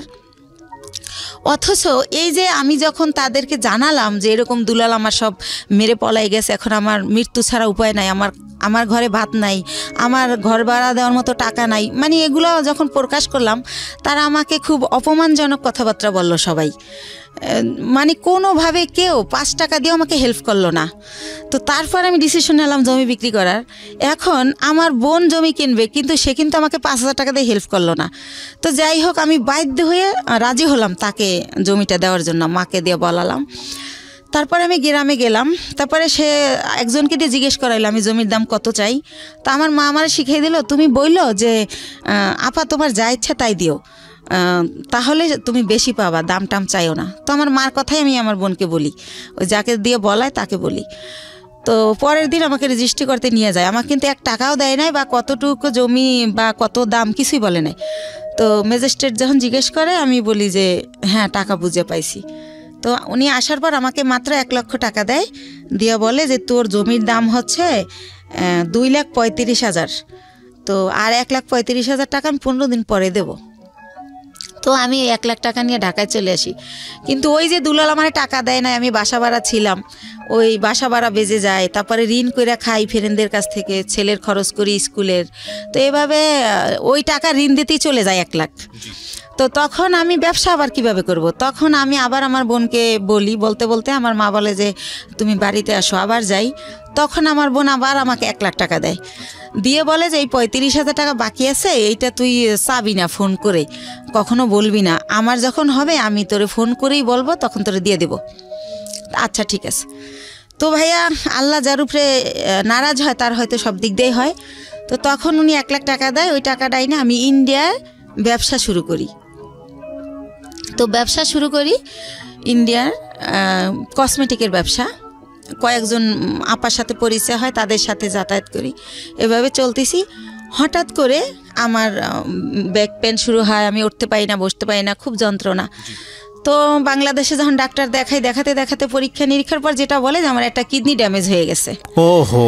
তো একটা কিডনি ড্যামেজ হয়ে গেছে। কত সালের ঘটনা? এটা হচ্ছে 13 সালের ঘটনা। 13 সালের ঘটনা। তো তখন তো আপনার জাহিদের সঙ্গে যোগাযোগ সম্পূর্ণ কোথায় আছে, কি করছে, কিছু জানি না। না, তো তখন আমার ড্যামেজ হয়ে গেল। তো আমার আত্মীয় স্বজনকে আমি ব্যাপারটা জানাই, মানুষ দিয়ে জানাই। কিন্তু ভাইয়া কষ্টের কথা হলো, আমার এক সৎ ফুফুর ক্যান্সার হয়েছিল, তাকে কেমো দেওয়ার জন্য আমার বোন প্রতি মাসে তার কেমোর খরচটা দিত। কিন্তু বাইরের মানুষের দেয়, যে ওর মেয়ে বিয়ে হয় না, বিয়ে দিয়ে দেয়, যার যা লাগে দেয়। কিন্তু সে আমাকে কোনোভাবে হেল্প করলো না। হেল্প না করলে আমার যে পুঁজিটা ছিল ওইটা দিয়া, আরেকটু বলি, তো বাংলাদেশে বলে ড্যামেজ হয়ে গেছে। তো আমার অনেকে বলে যে ইন্ডিয়ার ডাক্তার ভালো, ইন্ডিয়াতে দেখাও। তো ইন্ডিয়া দেবী শেঠি নামের একটা হসপিটাল মুকুন্দপুরে, সেখানে আমি দেখাই। ডক্টর বুজুরিয়া, উনি কিডনি বিশেষজ্ঞ ছিলেন। তো উনি পরীক্ষা নিরীক্ষার পর বলে যে আপনার কিডনি ড্যামেজ হয় নাই, এটা মিথ্যা রিপোর্ট, আপনার কিডনি ছোট হয়ে গেছে, একটা কিডনি একটু ছোট হয়ে গেছে, আপনি বেশ কিছুদিন অনাহারে ছিলেন, খাবার দাবার খাইতেন না, সেই জায়গার থেকে এটা হয়েছে। তো আপনি ঠিকমতো খাবেন, পানি খাবেন, আর প্রস্রাবে ধরলে লেট করবেন না। আর ওষুধ দেয় 3 মাসের। তো 3 মাস ওষুধ খাওয়ার পরে আল্লাহর রহমতে মাত্র 2টা আইটেম ওষুধ দেয়, কিন্তু আমি 3 মাস পর আল্লাহর রহমতে ভালো হয়ে যাই। তো ভালো হয়ে যাই, এরপরে চাবি না, আমি ইচ্ছা মতো দেব। অথচ আমি যখন 6 মাস পরে আমার চলতেছে না, তখন চাই, তখন সে অস্বীকার করে। আর একটা কথা ভাইয়া, সে হচ্ছে বাইরে আমার এই জমিটা যারা কিনতে চাইছে তারা 5 লাখ টাকা দিতে চাইছে, 5 কাঠা 5 লাখ, কিন্তু আমার দিবে 2,35,000। তারপরও আবার এই 35,000 টাকা সে না স্বীকার জান। আমি বলি, আপা তুমি তো মিথ্যা বলো না, মনে হয় ভুলে গেছো, মনে নাই, একটু মনে করে দেখো। সে আমারে অখাদ্য ভাষায় গালাগালি করে, ওই টাকাটা আর দিলই না। তো এইভাবে যায়। আর একটা কথা ভাইয়া, সে তারা মনে হয় নাম কেনে, শববরাতের পরে টেরাক বইরা গ্রামে গ্রামে কাপড় লুঙ্গি সবাইকে দেয় প্রতি বছর।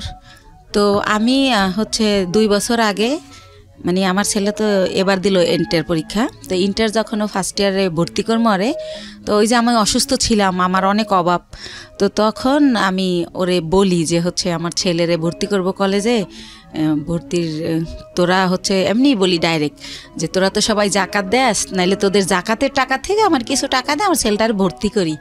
তো আমার 1 ভাই আর 2 বোনরে বলি। তো তারপর তারা আমার যেটা জানায় যে হাদিসে আছে যারা ব্লাড কালেকশনের, এদেরকে জাকাত দিলে জাকাত কবুল হয় না। এটা আমার জানা মতে এটা একটা ভুল ইনফরমেশন। এটা তো ভুল, জি জি, এটা আমিও জানি এটা ভুল, কিন্তু তারা এটা বলে। যাই হোক, তারপরে আমি যেমনি হোক ছেলেকে ভর্তি করি। তো এভাবে আবার ভর্তি করার পর বই কেনা হয় না দেখে ছেলে কলেজে যায় না, ছোট বোনের বাসায় একটা অনুষ্ঠানে যায়, সেখানে আমার যে ইমিডিয়েট বোনটা ও আসে। তো ওরে বলে যে তুই কলেজ যাওয়া শুরু করছিস? কয় না, আম্মু তো এখন আমার বই কিনে দেয় না, এই জন্য যাই না, যাবো কয়েকদিন পরে। আম্মুর তো অনেক সমস্যা, কি যে করব, মনে হয় কি পড়াশোনার দরকার নেই, একটা জব নিয়ে নেই। তো আমি তো ছোট মানুষ, আমার জব দিব কে? আমার বোন উঠে বলে কি যে তোর মার এত সম্পদ আছে, তোদের কিসের অভাব, সম্পদ বেচা তোরা পড়ালেখা কর, তুই বড় হলে চাকরি করবি। তো এত সম্পদ নাই ভাইয়া, মাত্র ওই যে বলছিলাম আপনারা যে 1 বিঘা জমি কিনছিলাম 45,000 টাকায়, ওইটা এখন হয়তো 15-20 লাখ টাকা দাম উঠছে বাইরে, কিন্তু আত্মীয়রা কিনলে আবার দিব অর্ধেক দাম। তো এছাড়া আর নাই। তো এটা বলে আমার ছেলে খুবই কষ্ট পায়। তারপর আমার বাসায় এসে বলে যে আমরা যদি না খাই মারাও যাই, বা তুমি যদি বিনা চিকিৎসায় মারা যাও, রাস্তায় আমি ভিক্ষা করব, কিন্তু তোমার পরিবারের কাছে আর কিছু বইল না। তোমার বোন আমাকে এই কথা বলছে। আমার ছেলে অনেক কষ্ট পাইয়া বলে। তখন আমি বলি থাক, এগুলো মনে থাকবে, তুমি যদি কখনো বড় হও মনে রাখবা যে কে কি করছিল। তো এইভাবে গেল। তো আমার এই হচ্ছে আমার বোনদের অবস্থা। ইভেন্ট তারা কোরবানি দেয়, আমার বড় বোন। এটা সবার জানা উচিত যে আসলে এরকম হয় না কি বোন বা ভাই বা পরিবার। আমার বড় বোন যেহেতু আমার বাবার দেশে অনেক জমি তার কেনা, সে কারণে সে কিছুদিন থাকে বরিশাল, কিছুদিন থাকে ঢাকায়ও তার বাড়ি। তো সে ঢাকায় একটা গরু কোরবানি দেয়, একটা দেয় হচ্ছে আমার বাবার বাড়িতে, একটা দেয় আমার গ্রামের এক কিনারে হচ্ছে একটা হাই স্কুলে বিলিয়ে দেয়, অথচ আমি আপন বোন, আমারই কিন্তু 2 কেজি গোশ দেয় না যে আমার বাচ্চারা কি খাবে। বা এই যে গ্রামে বইরা ট্রাক বইরা কাপড় দেয়, কোনো সময় বলে না 2000 টাকা দিলাম তোর 2 ছেলেরে 2টা শার্ট কিনে দিস, কখন এটা তারা করে না, এই হেল্পটু তারা করে না। আমার অনেক কষ্ট, তো এই জন্য তাদের কাছ থেকে আমি একেবারেই দূরে আছি, কথাবার্তা বলি না। আর একটা কথা বলি, 3 বছর আগে একবার ঈদে দেশে গেছি, তো লঞ্চ স্টিমারে আমরা আসি, তো ঈদের সময় খুব ভিড় থাকে, আর ওই সময় কেবিনে অনেক বেশি ভাড়া নেয়, তো একটু কমলে ভিড় আসবো। তা আমি শুনি আমার মা কাজের মেয়েকে বলে, আমার বাড়িতে সবাই কাজের মেয়েরা কাজ করে, আমার মা বোঝে নাই যে আমি পিছনে, কাজের মেয়েকে বলে একটু কষ্ট করে কর, কি করবি। আমি ভাবছি আসছে 2 দিনের জন্য, 15 দিন হয়ে গেছে এখনো যায় না, আল্লাহই জানে কবে যাবে। মানে আপনার মা এটা বলছে? আমার মা বলে আমি 2 ছেলেকে নিয়ে বেড়াতে গেছি সেজন্য, তো আমি যে ভিড়ের জন্য ছেলেকে নিয়ে রিক্স যদি লঞ্চ ডুবে যায় সেজন্য আসতেছি না, কিন্তু আমার মা কাজের মেয়েকে এই কথা বলে, আমি নিজের কানে শুনি। তো এইটা শোনার পরেই আমি বলি যে রওনা করি, যে আমি বাবা চলো আমরা এখন চলে যাব। তো আমার আব্বু বলে যে এখন তো লঞ্চের টাইমও না, স্টিমার টাইম নেই, কিসে যাবা? তাই আমি বলি আমি বাসে যাবো। কয় বাসের টিকিট আগে কাটতে হয়। আমি কই হাইটা যাবো ঢাকা। তো যাই হোক আমার আব্বা আটকায় যে কাল সকালে যাও, তো পরের দিন আর কি ঢাকা চলে আসি। তো যাই হোক এইভাবে গেল। এখন যেটায় আসি সেটা হচ্ছে আমি তো তারপরে কি করব, আমার ওইভাবে আমি কিছু এনজিও থেকে ওই যে লোন দেয় আর কি, ওই এনজিও থেকে আশা বেরাক, ওইখান থেকে। এর মধ্যে আপনার হাজবেন্ডের সাথে কোনো যোগাযোগ নাই? একদম পুরো কোনো যোগাযোগ নাই। ওকে। বা সে যে তার যে বাচ্চা আছে তার খবরও সে নেয় না, কোনোভাবেই না। তো আমি লোন তুলে তো ব্যবসা শুরু করি, কসমেটিক্সের ব্যবসা ইন্ডিয়া থেকে আইনা দোকানে দোকানে দেই, কিছু লাভ থাকে, ভালোই থাকে, চলতে পারি বাচ্চাদের নিয়ে। তো এভাবে এই ব্যবসা করতে থাকি। তো একা একা মাসে একবার ছেলেকে নিয়ে যাই, একবার আমি একা যাই, যেহেতু ছেলে পড়াশোনা করে, ছেলের তো সবসময় নেওয়া যায় না। তো এভাবে চলতেছি ভাইয়া, লোন টোন তুলে ব্যবসা করতেছি। তো এর মাঝে আবার কি হয়, আমার অনেক আগে আমার পায়ে একটা প্রবলেম হয়েছিল, কেউ একজন আমাকে মেরে এই গিটটা লড়াই দিছিল পায়ের, তো তখন ভালো হয়ে গেছিলাম। তো সেটা হচ্ছে কে একজনকে আমি নামই বলি, ওই যে আমার ভাই, যখন আমি তার একটু গালাগালি করছিলাম যে আপনি আমার টাকা দিয়ে ফ্ল্যাট কিনছেন আর আমার এখন ভিক্ষা করতে হবে, আমার কিচ্ছু নাই, আমি বাচ্চাদের নিয়ে কোথায় দাঁড়াবো। তো তখন সে আমারে খুব বাজেভাবে বকে, তখন আমিও তারে একটু রাব বিহেভ করি, তখন সে আমারে মারে, আমারে চেহার দিয়ে বাড়ি দিতে নেয়, তখন আমি পড়ে যাই, পড়ে গেলে আমার পাও ধরে মোচড় দেয়, তখন আমার এই গিটটা সরে যায়। তো তখন আমি অনেক কান্না করি, আমার ছেলে খুব চিৎকার করে কান্না করে, আমার ছেলেকে আমি এত আদর করি মানে কি বলবো, আর আমার ছেলে ওরকম। তখন বলে বাবা তোমার আম্মু নাটক করতেছে, অত ব্যথা পায় নাই। তখনও বলে না মামা আমার আম্মু সত্যি ব্যথা পাইছে, ও খুব কান্না করে। তারপর আমার সুমানা হসপিটালে নিয়ে গেলে ডক্টর জিজ্ঞাসা করে এটা কিভাবে হলো, তখন আমারে মাপ চায়, দূরে থেকে হাত দিয়া যে বলিস না, মাপ চায়। তো তখন আমি কি বলবো, তখন আমি ব্যাপারটা না বলে তো ডক্টর বুঝবে না, তখন আমি বলি কি আমার হাজব্যান্ড আমাকে এভাবে মারছে, আসলে তো হাজব্যান্ড না, হাজব্যান্ডের সাথে আমার যোগাযোগই নেই। তো এইভাবে ওই ব্যথাটা ভাইয়া হঠাৎ করে, যেহেতু ইন্ডিয়া যাতায়াত তো জানেন অনেক ঘন্টা বাসে বসে থাকতে হয়, তো অনেক ঘন্টা বসে আবার আসতে হয়, সে কারণে কি না হঠাৎ করে আমার ওই বাম পাটা আবার প্রচণ্ড ব্যথা। তো আমার ছেলে আমাকে নিয়ে সরর দিতে গেল, ইয়াতে গেল, পঙ্গুতে গেল, তো তারা আবার রেফার করলো নিউরোলজি হসপিটালে। জি। তো নিউরোলজিতে আমাকে বললো এমআরআই করতে হবে। তো এমআরআই ওইখানে সরকারি এমআরআইতে ফি কম, কিন্তু 15 দিন পরে সিরিয়াল পরে। তো এই 15 দিন তো আমি সহ্য করতে পারবো না, আর আমি বেকার থাকলে আমার বাচ্চারা কি খাবে। তখন আমি বেসরকারি ইয়াতে পপুলারে যাই, ওই পপুলারে আমার থেকে 13,000 টাকা নেয় এই টেস্টটার জন্য। ওকে। তো এইভাবে আমি টেস্টটা করার পরে তারা বলে যে আমার ওই যে পুরানা যে মোচড় দিছিল সেইখানটার একটা আঘাত আছে রগে, ওই কারণে আমার এই প্রবলেমটা হয়। তো বইলা দেয় যে আমার হচ্ছে একেবারে 6 মাস বেড রেস্ট, সোজা শুয়ে থাকতে হবে। আমি যদি সোজা শুয়ে না থাকি তাহলে আমার এই রগের প্রবলেম যাবে না। তো এইভাবে ইঞ্জেকশন দেয়, ওষুধ দেয়, কমে না, বলার পর এইটা বলে। তা আমি এতদিন যদি শুয়ে থাকি আমার বাচ্চারা কি খাবে, আমি ঘর ভাড়া দেবো কি দিয়া। তো তখন আমার বাচ্চা সবাই কাছে এটা বলে যে আমার মার এই অবস্থা, খুবই কান্নাকাটি করে। তার বাবার নাম্বার জানি কার কাছ থেকে সংগ্রহ করে তারেও ফোন করে যে আম্মু এরকম হসপিটালে ভর্তি। তো কোনো জায়গা থেকে কেউই আসে না, আল্লাহর রহমতে কেউই হেল্প করে না। তো আমার পরিচিত যারা আর কি, যাদের সাথে একসাথে বিজনেস করতে যাই, ইন্ডিয়া যাই আসি, অনেকগুলো মহিলা, আমরা সবারই যার যার সংসারের প্রবলেম, তারা এটা করে থাকে। তো ওই সব আপারা আমারে বলে যে বাংলাদেশে তো তুমি সুস্থ হইতে অনেক টাইম লাগবে, আর তোমার বাচ্চারা খাবে কি, তোমার আমরা কোলে করে শোয়াই বাসে করে ইন্ডিয়া নিয়ে যাই, হয়তো বা ইন্ডিয়া গেলে ভালো হবা। তো একটু তো আমার চলার ক্ষমতা নাহলে আমি ইন্ডিয়া কীভাবে যাব। তার মধ্যে একটা কথা বলি ভাইয়া, আমারে যখন ওই পপুলারে ওই একটা মেশিন মানে টলিতে শোয়াই দেয়, তো 2 জন নার্স কেউ আমাকে হেল্প করলো না। আমার ছেলেকে বলে কি উঠাই দাও তোমার মাকে। তা আমার ছেলে তো আর অত বড় না, সে আমারে তাও কিভাবে জানে আল্লাহ জানে, ও আমারে কোলে করে শোয়াই দেয়। তো ওইভাবে আমার এমআরআই যখন শেষ, আমি বের হই, তখনও কোনো একটা নার্স আমাকে ধরে না, বলে এই তোমার আম্মুকে নামাও। তো আমার ছেলে আমাকে জায়গায় নামাইতে গিয়ে ছেড়ে দেয়, মানে আমার ভার বহন করতে পারে না। তখন ভাইয়া ব্যথার মধ্যে আরও ব্যথা পাই। তো এত চিৎকার করতে থাকি, তখন ছেলে নিজের অপরাধী ভাবে যে আম্মু আমি তো আর ব্যথা দিলাম। তো নরে ঠান্ডা করার জন্য আমি বলি না কিছু হয় নাই, এমনি তো আমার ব্যথা তো এমনিই করে, তোমার জন্য না। তো আবার আমার সরর দিতে নিয়ে যায়। নিয়ে গেলে কি হয়, ওখানে ইমার্জেন্সিতে একটা সাথে সাথে হাড়ের মধ্যে ইঞ্জেকশন দেয়। ওই ইঞ্জেকশনটা দিলে ব্যথাটা একটু কমে, এটা ও জানে, কয়েকবার নেছে। তো ও আমার আর ওই ইয়ে থেকে পপুলার থেকে বাসায় না নিয়ে যায় সরর দিতে। ওকে। তো ওই দিন এইভাবে যাওয়ার সময় যাই, যে সিএনজিটা দিয়ে নিয়ে যায়, তো ওই সিএনজি ড্রাইভারকে আমার ছেলে বলে, যেহেতু আমার ছেলে ছোট মানুষ, আমার বাসা থাকে তখন লেক সিটি হাউজিংয়ে, এবলক রোড নাম্বার 1, ওই বাড়িতে থাকি। তো বলে কি যে আঙ্কেল আপনার গাড়ি কোন দিকের? তো বলে এই যে মোহাম্মদপুর 3 রাস্তার। তো বলে কি যে আম্মুরে তো প্রতিদিন সন্ধ্যায় ইঞ্জেকশন দিতে নিয়ে যেতে হয়, নিউরোলজিতে অথবা সরর দিতে। প্রতিদিনই মানে কয়েক ঘন্টা পরে জানি আমার ব্যথাটা বেড়ে যায়, আমার এটা মনে নেই। তখন বলে যে আপনি যদি নাম্বার দিয়ে যেতেন, ফোন দিলে আপনি এসে একটু নিয়ে যেতেন আমাদের, নাইলে আমি আম্মুরে রাইখা গাড়ি আনতে যাই, ড্রাইভাররা ভিতরে আসতে চায় না। তো এইভাবে ওই আমার ছেলেই নাম্বারটা নেয় ওই ড্রাইভারের। তো তারপরে পরের দিন হচ্ছে আমার নিউরোলজিতে ওই যে রিপোর্ট নিয়ে যেতে হবে এমআরআইয়ের, যে আমার কী পজিশন দেখাইতে।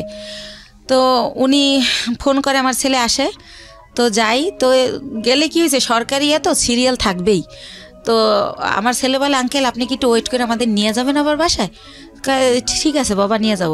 তো উনি বসে, তো দেখি আধা ঘন্টা, তারপর আমার সামনে আরও 5 জন। তো আমি ফোন দিয়ে বলি যে ভাইয়া আপনি চলে যান, আমার অনেক লেট হবে। তো উনি বলে যে না আমি বসি, আপনি আবার পরে সিএনজি কোথায় পাবেন, তাছাড়া তো আমি আপনার সবসময় নিই। উনি ইচ্ছা করেই থাকে। তারপরে হচ্ছে এই লোকটা কি করে যে বসে থাকে। তো আমার যখন সব কাজ শেষ আমি আসি, তো আমি তো হুইল চেয়ারে থাকি, তখন আমি পায়ে হাঁটতে পারি না ভাইয়া, হুইল চেয়ারে আসি ওই গাড়ি পর্যন্ত। এখন ওই গাড়ি পর্যন্ত হুইল চেয়ার নামানো যাবে না, সিঁড়ি। তো সেজন্য আমার ছেলে তো আমার কোলে করেও নিতে পারতেছে না। তো আমার ছেলে বললো আঙ্কেল আপনি একটু আমার আম্মুর এক সাইড দিয়ে হাত ধরেন, আমি এক সাইড দিয়ে ধরি। তো এইভাবে আমার নিল। তা আমার বাসায় যখন নামাই দিল, আমি চিন্তা করলাম লোকটা প্রায় 1-1.5 ঘন্টা বসে আসিল। তো উনি তো এতক্ষণে অনেক টাকা মারতে পারতো। এমনি আমার যাতায়াত ভাড়া হয় 400 টাকা নিউরোলজি থেকে আমার বাসা যেহেতু মোহাম্মদপুরে। তো আমি ওনার একটা 1000 টাকার নোট দেই। তখন উনি বলে আপা আমার কাছে ভাঙতি নেই, আমি প্রথম আপনাকে নিছি। তো আমি বলি ভাইয়া ভাঙতি লাগবে না, পুরাটাই আপনাকে দিছি, আপনি তো অনেকক্ষণ বসেছিলেন। তো তারপরে যেহেতু আমার ডাক্তার বলে যে যতদিন অসহ্য ব্যথা না কমে প্রতিদিন সন্ধ্যায় ইঞ্জেকশন দিতে হবে, তো সে কারণে প্রতিদিন সন্ধ্যায় উনি আসে এসে আমার নিয়ে যায়, এই সিএনজিওয়ালা। এর মধ্যে ভাইয়া বলে রাখি আমার ছেলের হচ্ছে ইন্টারের টেস্ট পরীক্ষা। তো সে কারণে কি হয়, ছেলে যে টাইমে আমি আর ইঞ্জেকশন দিতে যাই ওই টাইমে ছেলের স্যার আসে। তো ছেলে উঠাই দেয় যে আঙ্কেল তো দিয়েই যাবে, যেহেতু আঙ্কেল বাসা চেনে। তো এইভাবে উনি আমার নিয়ে যায় বিনামে আমি ভাড়া দেই। তো এইভাবে হয়। তো যখন একটু আমি মোটামুটি দাঁড়াতে পারি, তখন আমার ওই যে আপারা যাগোর সাথে ইন্ডিয়া যাই, তাদের সাথে আমি ইন্ডিয়া চলে যাই ওখানে আবার ডাক্তার দেখাই অর্থোপেডিক। ওনারা আমার কিছু দেয়, ওইখানে থেরাপি দেয়, তারপরে মেডিসিন দেয়। তো মোটামুটি আল্লাহর রহমতে আমি যাই, কিন্তু হুইল চেয়ারে বলতে গেলে আসার সময় আমি হাইটে আসতে পারি।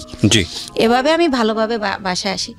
তো উনি এখন তার আমি ইঞ্জেকশন দিতে যাই না, কিন্তু উনি এমনি ফোন দেয়, আপা কেমন আছেন, কই কি করেন, এরকম ফোন টোন দিতে থাকে। তো আমার যেহেতু অনেক ওইখান থেকে আমার মাল নিয়ে আসতে হয়, সেই মালগুলো আমার ভাইয়া মার্কেটে পৌঁছাতে হয়। পলোয়ালে আপনার খদ্দর বাজার, এনএসকো টাওয়ার। কি ধরনের প্রোডাক্ট নিয়ে আসতেন? শ্যাম্পু, সেন্ট, সোনো, এগুলো দিয়ে আপনার সংসার চলতো, মানে এই বিজনেস করেই? জি জি জি, এইটা দিয়েই আমি চলি। তারপরে ভাইয়া ওই মালগুলো তো আবার পৌঁছাতে হয়, তো ওনারাই আমি ফোন দেই ইন্ডিয়া থেকে এসে ওই মাল দেওয়ার জন্য। তো তারপরে এইভাবে ওনার গাড়িতেই এই মার্কেটেটা দেই, উনি ওয়েট করে, আবার ওই মার্কেটে যাই, উনি ওয়েট করে। তো এইভাবে পরবর্তীতে যখন আবার আমি ইন্ডিয়া যাই, তো যেহেতু ওখানে যাওয়ার পর ওই যে পায়েরটা যে আগের বার দেখাই আসলাম, তো ডক্টর বলে যে হচ্ছে কি ওই ওখানকার ডক্টরদের ব্যবহার এত সুন্দর। তো আমার এই মা করে কথা বলে যে মা আপনার কি এখন কি অবস্থা, কি জানতে চাই বলি। তারপর বলে মা আপনি 3টা দিন এবার এখানে থাকেন, 3 দিন যদি আপনার থেরাপিটা দেওয়া হয় এখানে, তাহলে আপনি 100% সুস্থ হয়ে যাবেন। আর যেহেতু আমি বলছি যে আমি এই কাজ করে খাই, তো যেহেতু আপনি একটা কাজ করে খান, তাহলে আপনি লেন্থি নেওয়ার দরকার নেই। তো সে কারণে আমি ওই থেরাপির জন্য 3 দিন যে থাকবো, সেই 3 দিন আবার আজকাল পর সেরকম না ভাইয়া, গ্যাপ দিয়ে। তো এভাবে আমার প্রায় 10-11 দিন ভারতে থাকতে হয়। আচ্ছা। তো 10-11 দিন পরে যখন আমি বাংলাদেশে আসি, বাংলাদেশে ঢোকার সাথে সাথে ওনার খালি ওই মিস কল অ্যালার্টে ওনার নাম্বার, মানে যে ওনার নাম হাসান। আচ্ছা আচ্ছা, সিএনজিওয়ালা ভদ্রলোকের নাম হচ্ছে হাসান। হাসান, হ্যাঁ। তো উনি হচ্ছে এত আসতেছে ওনার মেসেজ। তো আমি আবার ভাইয়া বাসে উঠলে মাথা ঘোরে একটু, সেজন্য ফোনও ইউজ করি না, খুব জরুরি ছাড়া হ্যালো বলি না, ফোন থুয়ে দেবে আগে। তো এত SMS, তারপর আমি একটু ব্যাক করলাম যে ভাইয়া এতবার ট্রাই করছেন কেন? তো বললো আপনি কোথায় ছিলেন, মানে সে বলতে স্যার চিৎকার করে কাঁদতেছে, 11 দিন হয়ে গেছে আপনার কোনো খোঁজ নাই, আপনি কি মানুষ, আপনি এরকম পারলেন কি করে, এই সেই উনি ওনার মতো বলেই যাচ্ছে ননস্টপ। তো আমি বলি যে ভাইয়া আমি তো ভাবছিলাম 2 দিন পর আসবো, কিন্তু আমার অসুস্থতার কারণে আমার 11 দিন লাগছে। তো হ্যাঁ, উনি বলতে স্যার কাঁদতেছে, ওনার নাকি অনেক কষ্ট হচ্ছিল, উনি খুব মিস করছিল, উনি আমার বাসার সামনে যে ঘুরে আসতো, এভাবে বলতেছে।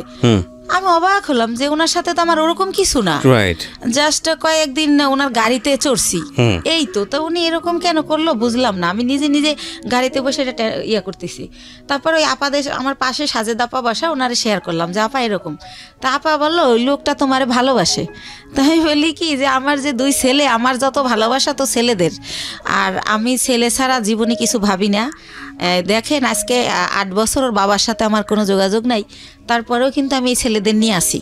আর এখন তো ধরতে গেলে বুড়োই হয়ে গেছি, এখন আর ভালোবাসা টাসার কোনো দাম নাই। এরকম মনে হয় এমনি বলে বা কিছু একটা, আপার সাথে এইভাবেই কথা হলো। তারপরে পরের দিন অ্যাজ ইউজুয়াল ওই যে আমার তো মাল দিতে যেতে হবে, আমি যেদিন আসি তার পরের দিনই মাল না দিলে তো আমার টাকা দিবে না। তো উনি তো জানি যে পরের দিন আসতে হবে, উনি সকালে গাড়ি নিয়ে আসে। তো আমি বলি ভাইয়া আমার খুবই টায়ার্ড লাগতেছে, আপনি আমার দোকানগুলো তো চেনেন, স্লিপগুলো আমি দিয়ে দেই, আপনি মালগুলো দিয়ে আসেন, আপনার যা ভাড়া হয় আমি দিয়ে দেবো।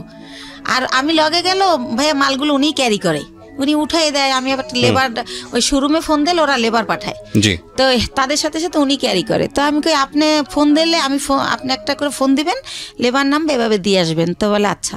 তো এইভাবে উনি আমার মালগুলো দেয়। তো আমি আবার টেনশন করি যে আমি তো জীবনভর বিশ্বাস করে ঠকলাম, একজনকে বিশ্বাস করলাম, সে আমার নিজে বললো যে আমার 60 লাখ টাকা পুঁজি, সেইটা নাই, উদ হয়ে গেল।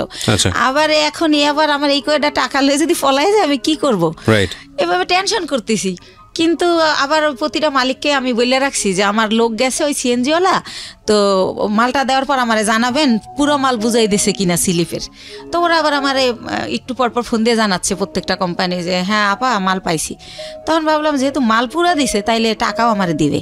তো ঠিক উনি বাসায় আবার আইসা আমার টাকা দিয়ে দেয়। তো এইভাবে টাকা দিয়ে দেওয়ার পরে একদিন উনি বলে যে আপা আমি আপনার সাথে কিছু কথা বলবো, আপনার বাসায় আসতে পারি? তখন আমি বলি কোন ব্যাপারে ভাইয়া? বলে আমি একটা প্রবলেমে পড়ছি, এটা আপনার সাথে শেয়ার করবো। তো আমি বললাম আচ্ছা ঠিক আছে আসেন। উনি তো আমার বাসা চিনেই। তো উনি আইসা আমার ড্রয়িং রুমে সোফায় বসে। তো আমি তো ওই পার ব্যথার জন্য ডক্টর বলছে যতটা পারি শুয়ে থাকার। তো আমি ওই পা লম্বা করে কোনো রকম বসি। তো ওনারে আমি বলি যে হ্যাঁ ভাইয়া বলেন, আর নাস্তা দিতে বলি, আমি অসুস্থর কারণে আমার বাসায় আবার একটা কাজের লোক রাখি, যে কিছুই তো করতে পারি না পাওয়ার জন্য, তো তারে নাস্তা দিতে বলি। তখন সে বলে যে ওরে যেতে বলেন, ওর সামনে বলা যাবে না। তো তখন আমি ভাবলাম ওরে যেতে বলবো, তো কাজ করে তারপর যাবে। তখন আমি বললাম ঠিক আছে তাহলে আপনি আমার বেডরুমে আসেন। তো উনি আমার রুমেই যায়। তারপরে বলে যে আপা এরকম আমার, ও আবার থাকতো আর বোনের বাসায় মোহাম্মদপুরে। আচ্ছা। আর বলে রাখি ওর বোন জামাই হচ্ছে একটা গভর্নমেন্ট জব করতো সমাজ কল্যাণ অধিদপ্তরে, ঘুষ নেছে, সে কারণে ওনার জবটা চলে যায়। তারপরে সে কি করে, তার কাজ হচ্ছে মানুষের জব দেবে বলে টাকা নেয় 8 লাখ 10 লাখ, যে গভর্নমেন্ট জব দেবো আমি, গভর্নমেন্টের অমুক সচিব, মিথ্যাচার করে। তো এভাবে উনি বিভিন্ন লোকের থেকে টাকা আনে। তো এইভাবে ওই হাসান ওনাকে কয়েকজন লোকের থেকে টাকা এনে দেয়। তাই এখন উনি জবও দেয় না, টাকাও দেয় না, তারা হাসানকে খুব টর্চার করে, গ্যাঞ্জাম করে। তো এটার পরে কি করছে, হাসানের বোন আবার জব হয়েছে একটা পরিকল্পনায়, সে গেছে খুলনাতে। তো বোনের বাসা খালি, এ শুনে ও আবার ওই খালি বাসায় আসে, আইসা থাইকে সিএনজি চালায়। এটা আমি আগেই জানতাম, আমার কথায় কথায় বলছিল। তো ওই দিন যেটা নতুন বলে সেটা হচ্ছে যে ওরে নাকি ওর 2টা ফ্রেন্ড নিচে আইসা ফোন দেয় যে তোর বাসা তো খালি, তোর বাসায় কি একটু আসা যাবে? তো উনি আমার যেটা বলছে, তা ওনারা বলে যে হ্যাঁ, ও বলে যে হ্যাঁ আয়, সমস্যা নেই। তো উনি যখন গেট খোলে, ওনারা থাকে 4 তলায়, তখন দেখে 3টা ছেলে সাথে একটা মেয়ে। তখন বলে মেয়েটাকে, কয় আমাদের ফ্রেন্ড। কয় তুই তোরা মেয়ে নিয়ে আসছিস কেন? তোরাতে কেউ দেখলে, দারণ টারণ দেখলে আমার বোন জামাইকে বলে দেবে আমার অবস্থা খারাপ। তো বলে না, তোরাতে কেউ দেখবে না, আমরা আবার আধা ঘন্টা পর চলে যাব। তো তারপরে নাকি তারা ওই সময় ওই ইয়াবা নাকি বাবা কি জানি বলে, ওইটা খায়। জি, ওইটা খায়। ওই যে 3টা ছেলে আর ও 4 ছেলে আর ওই মেয়ে। তো ও নাকি জীবনে এটা কোনোদিন খায় নাই। ওই দিন ফার্স্ট ওই মেয়েটা ওরে জোর করে খাওয়ায় যে আমি মেয়ে মানুষ খাই, তুমি ছেলে কেন খেতে পারবে না? তারপরে খায়, ওরেও খাওয়ায়। ওইভাবে নাকি ভিডিও করে, ছবি তোলে। ইভেন্ট ভাইয়া ও যেটা বলেছে, এটা খাওয়ার পরে নাকি ওরা ফিজিক্যালি রিলেশন করে। কে বলেছে এটা? এটা হাসান বলেছে আমাকে। ওকে। ওই মেয়েটা নাকি ওরেও বাধ্য করে।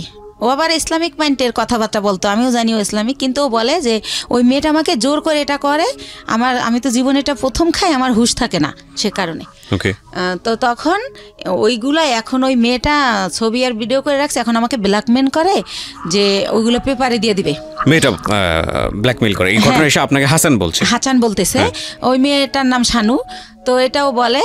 তো বলার পরে আমি বলি ব্ল্যাকমেল কিভাবে করে? কয় দেখেন আমি কষ্ট করে গাড়ি চালাই, সন্ধ্যার পর স্ট্যান্ডে এসে আমার টাকাগুলোও নিয়ে যায়, আর যদি না দিতে চাই তাইলেই বলে যে যদি না দাস তাহলে কিন্তু ফাঁস করে দেবো, তাহলে কিন্তু পেপারে দিয়ে দেবো। তো আমি বলি আপনি তো আমাকে দিলে আপনার কি প্রবলেম হবে সেটা বলেন। কয় প্রবলেম হবে, আমি বাবা আমার একমাত্র ছেলে, আমার বাবা মা মরেই যাবে, আমার বাবা অপারেশন হয়েছে কয়েকদিন আগে, আমার মা হাই প্রেশারের রুগী। তো আমি বলি আপনি বাবা মার সাথে শেয়ার করেন বিষয়টা, যে আমি এরকম পরিস্থিতির শিকার, শেয়ার করলে তারাই আপনার ভালো বুদ্ধি দিতে পারবে আমার চেয়ে। রাইট। তারপর বলেন না এটা তো বলাই যাবে না, আমার মা শুনলে স্টক করবে, সে এরকম। তা আমি বলি কি করব আমি? তো আমি ওনারে বুদ্ধি দেই যে আপনি এখন থেকে টাকাও দিয়েন না, আর ওইখানে যাইন না, কয়দিন গাড়িও চালাইন না, যাতে মেয়েটা আপনার খুঁজে না পায়। তো আমি কই ঠিক আছে, অনেক চিন্তা ভাবনা করে যে আপনি মেয়েটার নাম্বার দেন। তো মেয়েটার সাথে আমি অনেক কথা বলি, ভয়টায় দেখাই যে আমি হচ্ছে ইয়াতে চাকরি করি, পুলিশ ডিপার্টমেন্টে। হ্যাঁ, তুমি এটা করো, এমনি তো ইয়াবা খাও তো আইনত নিষিদ্ধ, তারপর তুমি মেয়ে মানুষ, তারপর যেহেতু তুমি খাও তাহলে তুমি এটা ব্যবসাও করো, তোমার জেল হয়ে যাবে, এটা এইসব কয়ে ওরে ভয় দেখাই আর কি, যাতে করে ওরেও ব্ল্যাকমেল না করে ওর কারণে। তো আবার একটু পরপর ফোন দেয়, আপা শানুরে ফোন দিছিলেন, আপা কি বলছে, এরকম বলতে বলতে তো ওই রিলেটেড হইতে গিয়ে ওর সাথে আরও বেশি কথা হয়ে যায়। তো একটা সময় সে হচ্ছে বলে যে দেখেন ও যেভাবে পারে ও আমার বিয়ে করবে যে কোনো জায়গায় ধইরা, কিন্তু দেখেন এরকম একটা মেয়েকে কি বিয়ে করা যায়, যাকে নিজের চোখে দেখছি যে অন্য ছেলেদের সাথে এরকম করছে, এটা তো বিয়ে করা যায় না। তা আমি যদি কারো বিয়ে করি তাহলে ও আমার ছেড়ে দেবে, জানবে আমার বউ আছে, আমাকে আর ডিস্টার্ব করবে না। তা আমি বলি তা আপনার বাবা মা এখন কোথায়? কয় ওনারা তো দেশে, কয়দিন পর ঢাকায় আসবে, আমাকে আসলে বলবেন জানি আপনার বিয়ে করাই দেয়। তো এইভাবে গেল। উনি কি বলছে ওনার ফ্যামিলিতে আমি জানি না। ওনার বোন আমাকে ফোন দেয়, দিয়ে পরিচয় দেয় আমি হাসানের বোন, ওনার মা আমাকে ফোন দেয়, ওনার বোন জামাই আমাকে ফোন দেয়। তো এইভাবে কথা বলে সবাই, বলতে বলতে আমাকে সবাই দেখতে চায়। তো দেখতে চাই কি উদ্দেশ্যে আমি জানি না। তার বাবা আমাকে বলে মা তোমার অনেক গল্প শুনছি, তুমি আমার ছেলেটার নতুন জীবন দিছো, এই সেই, আমার ছেলেটা বখাইট হয়ে গেছিলো, নষ্ট হয়ে গেছিলো, খারাপ মানুষের সাথে চলতো, নেশা করতো, এখন কিছু করে না, ভালো হয়ে গেছে শুধু তোমার জন্য। তো এরকম বলেন। আমি বলি আপনারা তো আমার আসলটা জানেন না, ও হয়তো আপনার আসলটা বলে নাই, কারণ আমার মনে হয়েছে ও হয়তো বলছে আমি আনম্যারিড মেয়ে বা এরকম কিছু, এটা আমি গেস করে এটা বলি। তারপর আমি বলি যে আমার অনেক প্রশংসা তারা করে, আমি বলি আমি দেখতে অনেক পচা, আমার প্রশংসা করেন না, আমার দেখলে আপনার ভালো লাগবে না, এখন যেমন পাগল এই দেখার রুচি থাকবে না। তো একটা সময় এত রিকোয়েস্ট করে, তখন যাই, যাওয়ার পরে দেখি যে সবার সাথে দেখা হয়, কথা হয়, তারা আমার অনেক পছন্দ করে বলে। তারপর আমি চলে আসি, আসার পরে পরের দিন ওর মা আমাকে ফোন দিয়ে বলে যে আমার ছেলে তো তোমাকে পছন্দ করে, বিয়ে করতে চায়। ওকে, এটা ওর মা যখন বলে আমি ভাইয়া একদম কি বলে গাছে থেকে পড়ি যে কি বলে এটা। তখন আমি বলি যে ওর মারে আবার আমি মাই বলি যখন ওদের বাসায় যাই, যেহেতু ও বলে পরিচয় দেশে বন্টন করে। তো বলি যে মা আপনি এটা কী বলেন, আমি আমার বেবি আছে, আমি বিবাহিত। আমি ওর কিন্তু 2টা বিয়ে, এটা আমি আগে জানতাম না, এটা পরে বের হয়েছে আমার বিয়ের পরে।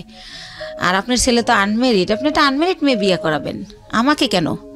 তো এটা বলার পরে বলে দেখো মা, আমার ছেলে আমাকে তোমার ব্যাপারে সবই খুইলা বলছে, কিন্তু আমার ছেলে যেহেতু সংসার করবে, ছেলে যেহেতু তোমাকে ভালোবাসে, আমাদের আপত্তি তো থাকার কথা না, আর তোমারও আপত্তি থাকার কথা না, কারণ ও তো দেখছে তোমার 2টা ছেলে আছে, ও তোমার বাসায় যাতায়াত করে, এতদিন ধরে তোমার সাথে পরিচয়, তুমিও তারে দেখছো, অসুবিধা কোথায়? তো এরকম করতে করতে আমি রাজি হই না, কিন্তু সে ওই গানই বাজায় যে আমার কাছে হাজারো বার ফোন দেয়, আমি কই কী করি, কী খাইছি, তাই ঘুমাইছি কিনা, তো নাস্তা করছি কিনা, এভাবে ফোন দিতে থাকে। তার মধ্যে আমি আবার ইন্ডিয়া চলে যাই, সে আবার ওরকম তোমার পাশে কে বসছে, ছেলে মানুষ বসছে না মেয়ে মানুষ বসছে, এরকম মানে এভাবেই করে। তো হোটেলে বিয়েটা করলেন না করার আগে অবস্থা? বিয়ে করি নাই, তখনই এরকম এইভাবে মানে সে এত কেয়ার করে, মনে হয় যে আমি হেঁটে গেলে সে ব্যথা পায়, এরকম একটা ভাব। হ্যাঁ, তারপরে টিকিট কাটছি, গাড়ি 2:30টায় ছাড়বে, হয়তো বা 1:15 টিকিট কাটলাম, তো খেতে গেলে তো আর গাড়ি ফেল করব, তো টিকিট কাটছি, ফোন দিতেই থাকতো। তো বলতাম যে খাওয়ার টাইম নেই, জুস কিনে উঠছি, তো বলতো সুপারভাইজারে বলো 10 মিনিট লেট করতে, খাইয়া গাড়িতে ওঠো, না খাই উঠবা কেন, ঢাকা আসতে রাতটা তো কোনো সময় কেউ করে নাই, ছোটোবেলা মাও করতো না। তারপরে যে বিয়ে নামক একজনের সাথে মাঝে মধ্যে দেখা হতো, তার সাথে তো আমার কিছুই হয় না এই ধরনের। তো ওই ব্যাপারগুলো আমার খুব ভালো লাগতো, যে আল্লাহ আমি খাইলাম কিনে ডেনে টেনশন করে, রাতের 1টা বাজে আমার অনলাইনে দেখলে এই এখনও ঘুমাও না কেন, ঘুমাও। এর মধ্যে তুমি কথা বলা শুরু হলো, তো সেও তুমি বলে, আমিও তুমি বলি, আর ভাইয়া আপু বলি না, হেও আপু বলে না, আমিও ভাইয়া বলি না। তো এরকম, তো একটা পর্যায়ে সে মাঝে মধ্যেই বাসায় যেতে চায়। তখন আমি চিন্তা করলাম যে আমার ছেলে যেহেতু বড় হয়েছে, তো এই ব্যাপারটা আমার ছেলে খারাপভাবে নেবে, বা আমার ছেলে আমার ঘৃণা করবে, ছেলে আমার খারাপ ভাববে। তো আমার ছেলেকে না আমি একদিন বলি যে বাবা এরকম এরকম ব্যাপার। তো আমার ভাগ্নে আছে ইমরান, বড় বোনের ছেলে, ওর কাছে বলি, আমার বোনের মেয়ের কাছে বলি। তো বলার পরে বলতেছে যে একটা মেয়ের বিয়ে, স্বামী, সংসার যে একটা জিনিস, আপনার তো সেটা হয় নাই, আমরা তো সবই জানি। তো যেহেতু সে একা কইলে আমরা নিষেধ করতাম। আমার ভাগ্নিকে বিয়ে হয়ে গেছে, এরকম বড়রা বিয়ে হয়েছে, বাচ্চা হয়েছে, এক ভাগ্নির ছেলে হয়েছে। তো বলতেছে যে যেহেতু তার বাবা মাও আপনারা নিতে চাইতে, তো আপনার খুশি হওয়ার কথা। তো আমি কীভাবে খুশি হব, সে তো ড্রাইভার, আর একজন ড্রাইভার কয় টাকা আর্ন করে, সে আমারে খাবে না আমার বাচ্চা খাওয়াবে, আমার তো সে সারা জীবন এই কাজ করেই খেতে হবে, তাহলে আর বিয়ে বয়ে লাভ কি? তো একটা সময় এভাবে বলিও, নিজে ওদেরকে অ্যান্সার করি, কিন্তু আবার সে যখন কথা বলে খুব ভালো ভালো সুন্দর সুন্দর করে, তখন আবার তার জন্য আমার মায়া লাগে। তো এরকম করতে করতে একটা সময় চিন্তা করলাম যে টুকটাক করে বাসা আসে, ছেলে ব্যাপারটা খারাপভাবে নিবে। তো ভাগ্নেরে দিয়ে ছেলেরে জিজ্ঞেস করাইলাম, ভাগ্না বললো যে না আমার ছেলে রাজি। আমি সরাসরি জিজ্ঞেস করলাম না, লজ্জায়। তো তারপরে আমরা বিয়ে করে ফেললাম। বিয়ে করলাম ভাইয়া এই যে মার্চ মাস গেল, এর আগের মার্চের 13 তারিখে। তো বিয়ে করলাম বলতে এভাবে বিয়ে করার পরে সে আমার বাসায় থাকা শুরু করলো। আর আমি বললাম যে সিএনজি আর চালাইও না, মানে একজনের ড্রাইভার আমার হাজব্যান্ড একটু লাগে, কারণ এইরকম ফ্যামিলির তো মেয়ের আমি না, হয়তো আমি ভাগ্যোদশে কষ্ট করতেছি। তো পরে ওর পাসপোর্ট করলাম, ভিসা লাগাইলাম যে আমার সাথে সাথে ইন্ডিয়া যাবা, দুইজনে মিলে ব্যবসা করি। আরও একটা চিন্তা করলাম ভাই, এই ব্যবসায় অনেক মাল তো ওয়েট হয়, একটা ছেলে আসলেই দরকার হয়। যেবার আমার ছেলে আমার সাথে যায় আমি একটু অনেক শান্তি পাই, আমার কষ্ট কম হয়। ছেলে না গেলে 4-5টা ব্যাগ আমার যদি লেবার না পাই আমার ক্যারি করতে হয়, অনেক কষ্ট হয়। তো সব কিছু মিলে টিলে ভাবলাম যে ঠিক আছে, ওর ফ্যামিলিও ছোট, 1 ভাই 1 বোন, বোনেরও বিয়ে হয়ে গেছে, বাবা মাই তো আছে, ঝামেলা নাই, করে ফেলি। তো এইভাবে যাই হোক বিয়েটা হলো, খুব ভালো, শ্বশুর শাশুড়ি খুব ভালোবাসে। তো এরপরে রোজা চলে আসলো, ঈদের সময় আমি শ্বশুর শাশুড়ি সবার জন্য গিফট টিফট কিনলাম। শাশুড়ি আবার বলে বলে দিল তার বোনের ছেলে বোনের মেয়ে তাদের যত আত্মীয় আছে সবার জন্য কিনতে, বাস কিনলাম তো দিলাম। তো আমার শাশুড়ি আবার আমার 2000 টাকা দিল একটা ড্রেস কিনতে। আর আমার হাজব্যান্ড এর মধ্যে ভিসা পাসপোর্টের কাজ চলতেছে, সে আর যায় না এতদিনে ইন্ডিয়া, তারে সব কিছু দিলাম। প্রতিদিন তারে 500-1000 টাকা পকেট খরচ দিচ্ছি, মানে দিয়ে রাখতেছি, যখন শেষ আবার দিচ্ছি, এরকম এভাবে চলতেছে। তো তারপর আমি আরও একবার গেলাম একা। তো এর পরের বার সে আমার সাথে গেল। তো যেহেতু সে আমার সাথে গেল, এখন যদি ভাইয়া যেখানে ব্যবসা করি সবাই আমাকে অনেক রেসপেক্ট করে। এখন যেহেতু তার ছবি আছে আমার কাছে, আপনারা চাইলে দেখতে পারেন। কাবিনটাও আমি নিয়ে আসছি, চাইলে দেখতে পারেন। 20 লক্ষ টাকার কাবিন করা হয়েছে আমাদের বিয়ের যে খরচটা ওটাও আমি দিছি, কারণ ওর তো টাকা ছিল না। তো ওর মাই শিখাই দিছিল যে 20 লক্ষ টাকার কাবিন করবা, না হলেও যদি পরে আবার কেউ বিয়ে টিয়া করে কম টাকার কাবিন থাকলে বেশি হলে আর করতে সাহস পাবে না। তো এইসব দেখে না মনে হয়তো ওর মা বাবা ওর চেয়ে আমার বেশি ভালোবাসে। আর যেহেতু আমি ছোটোবেলা থেকে ভালোবাসার খুব অভাবী ছিলাম, ওদের ভালোবাসাগুলো পেয়ে না আমি এত হ্যাপি হয়েছিলাম বলার মতো না। তো এইভাবে চলতে থাকে। এর মধ্যে আমার শাশুড়ি আমারে বলে যে গত বছর অক্টোবরে যে শাহনাজের তো বিয়ে হয়েছে 5 বছর, তো ভদ্রলোকের আবার আগের ঘরে বউ বাচ্চা আছে, আমার ননদরে বিয়ে করে হচ্ছে অন্যভাবে, যাই হোক সেটা আমি বলবো না। তো যাই হোক পরে বলে যে ওর তো অনুষ্ঠান করা হয় না, দেশের কেউ জানে না, তো এবার ডিসেম্বরে তোমার আর ওর অনুষ্ঠান একসাথে করবো আমরা। ডিসেম্বরের 26 তারিখে ডেট করছে।